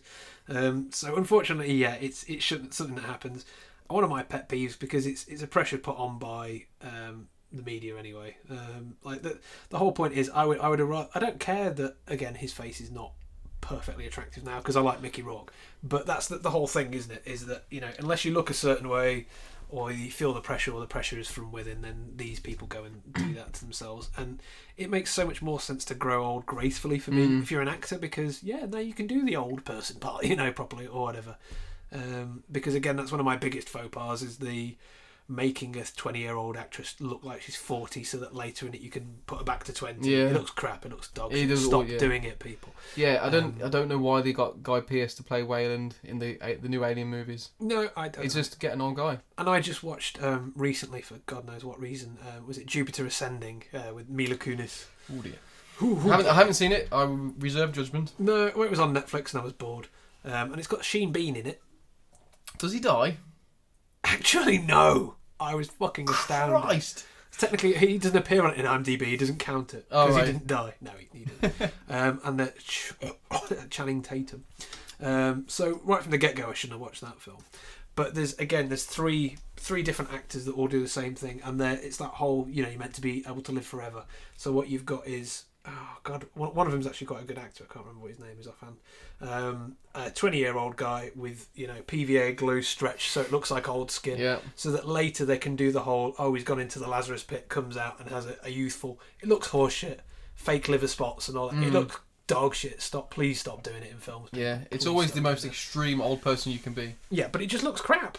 I mean, Johnny Knoxville looked. That wasn't too bad. Was prosthetics. Yeah. That's what I'm saying. That was actual genuine prosthetics. What they do here is basically tantamount to. It's a. We want to make them still look plausibly young, so that when we do the grand reveal, they still a phone filter. Yeah, it looks horseshit. And again, that was a pretty bad film. Even though I love Mila Kunis. Probably for not her acting.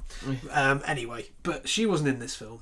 And neither were any of the terrible people. But no, it's a point to make. But one thing I like that was kind of highlighted to me whilst watching it again is because he kind of plays up to his strengths of being a pretty boy in this film really well. He knows how to kind of act with his face in kind of a how would you say, like a kind of a pleasing, like, I know I'm attractive, but I'm trying to be a good character, cocky sort of, But now he's sure of himself. Yeah, but it's very understated, but it is there. But now he's kind of like, he's not that anymore. His characters reflect that.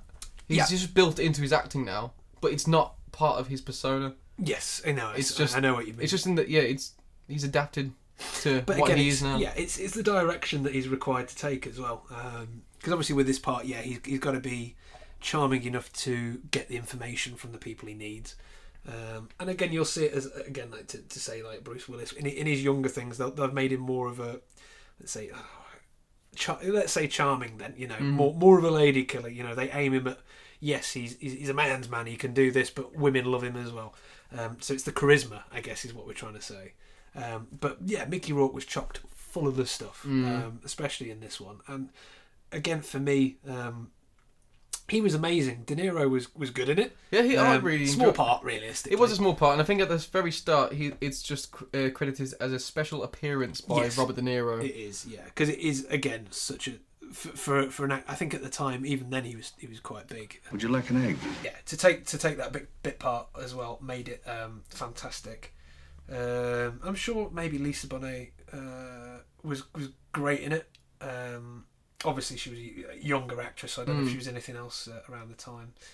And probably Charlotte Rampling was probably in it. I think she was probably more famous at that time as well. I mean, and again, it was a great cast under a great director, Alan Parker. I think overall it was really well done in terms of it wasn't your standard detective film. It wasn't just a cut and dry who did it Toots sort of thing. It also had the supernatural element. Well, there was a bloke called Toots. Toots, yeah, exactly. Yeah, no, it was a nice twist to try and kind of inject a bit of The Exorcist into. It's like a crossover genre to me that's not too prevalent. This whole supernatural detective thing. So I guess you could say. Like Devil's Advocate or whatever you want to say would go. I need to watch that again. Yeah. I haven't seen that for years. Slightly into that category. Have you ever seen a film called? I don't know. It's got The Fallen or The Fallen. It's Denzel Washington. Oh yeah, I've seen that. Yeah, that's quite a good one, and it sort of falls into that. And what is it? It's like an unembodied devil spirit, which jumps between people when they touch. Yeah, which is got fantastic. John Goodman in it. Yeah, it's a really good. It's a really early Denzel. Underrated kind of. I mean, it's not amazing, but. It's an interesting film. And it always sings the "Time is on my side" song. That's the and one, at the end, it gets away in the cat. Yeah. Spoilers. That's the Hall of Fallen. Yeah, there we go. Wow, we did that. We should be able to do that with every film. We're wasting so much time. But yeah, no, I think for this one, I don't think I had any faults with it realistically, because everything seemed just so well done. Like the main character is sort of oblivious to everything throughout, and we're given all this setup of like he's got amnesia and all this sort of stuff, and to link that towards he was in the army, he's been traumatized as well. It builds it so when you see these, let's call them hallucinations that you see throughout, that are going to be attributed to his character. They have to be. Because why else are we seeing them?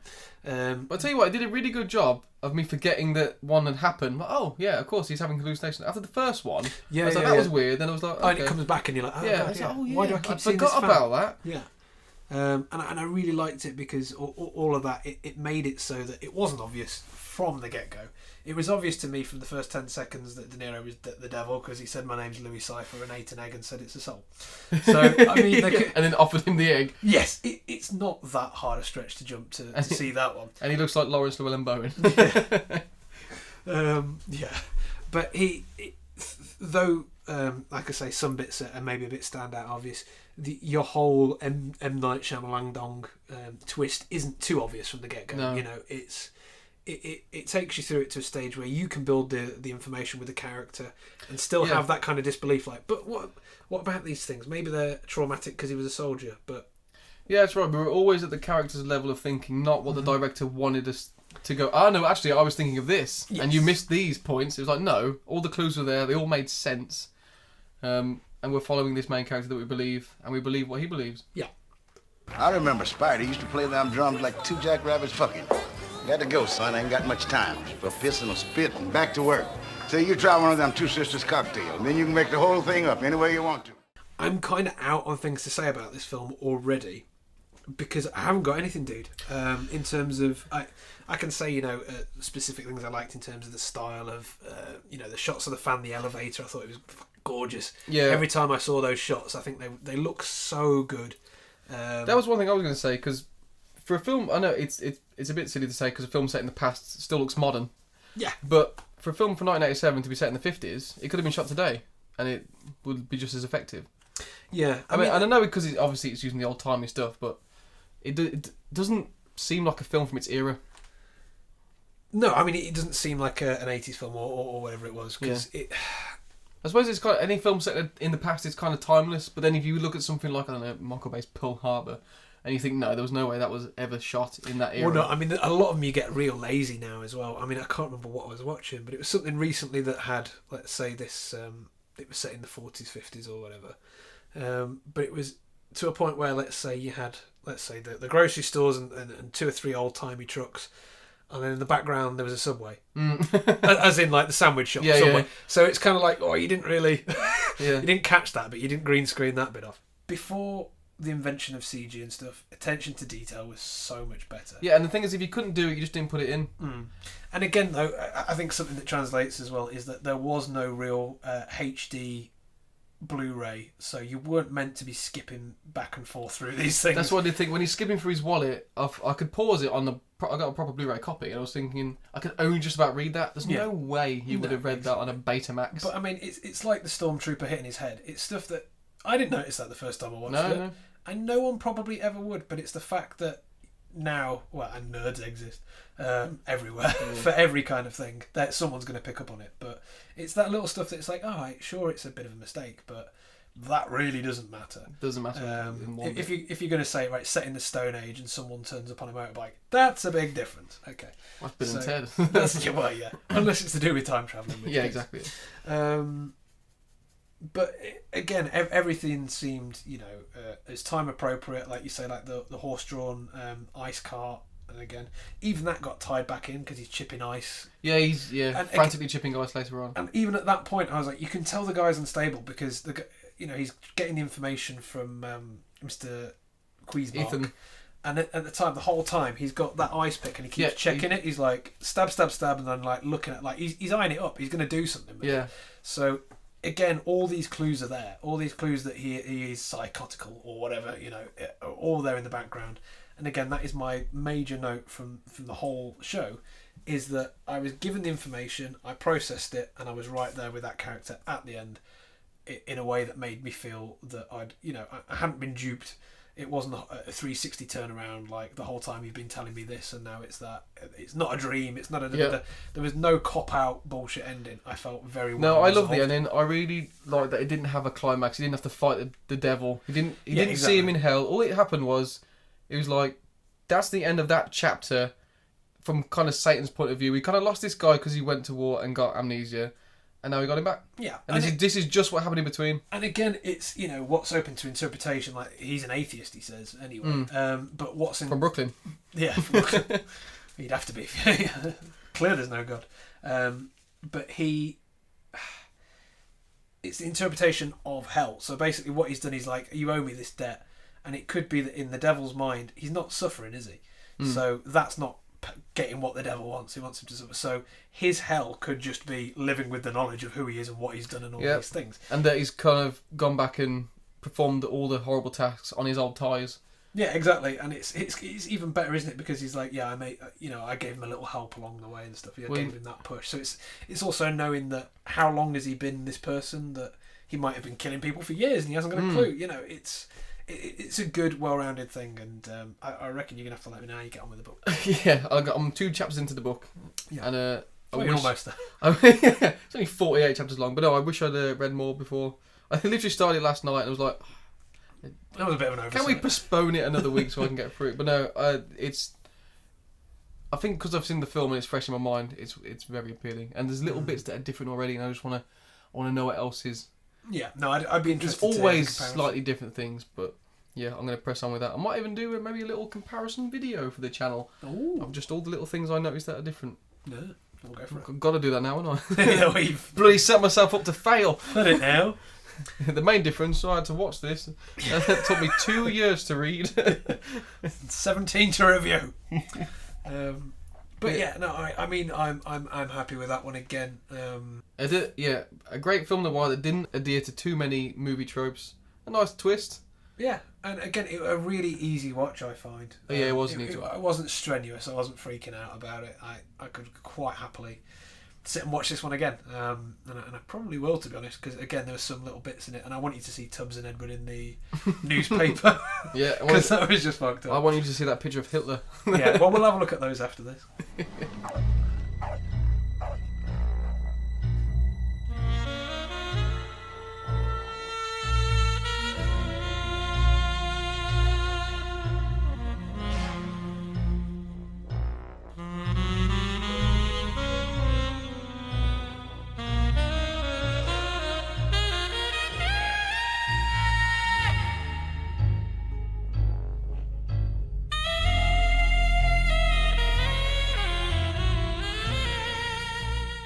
So I'm going to suggest we do Prince of Darkness next. Yeah. And then after that, I want to do Assault on Precinct 13 because I've never seen that. Either that one. I'm going to watch They Live either way. Okay. Because I want to see that.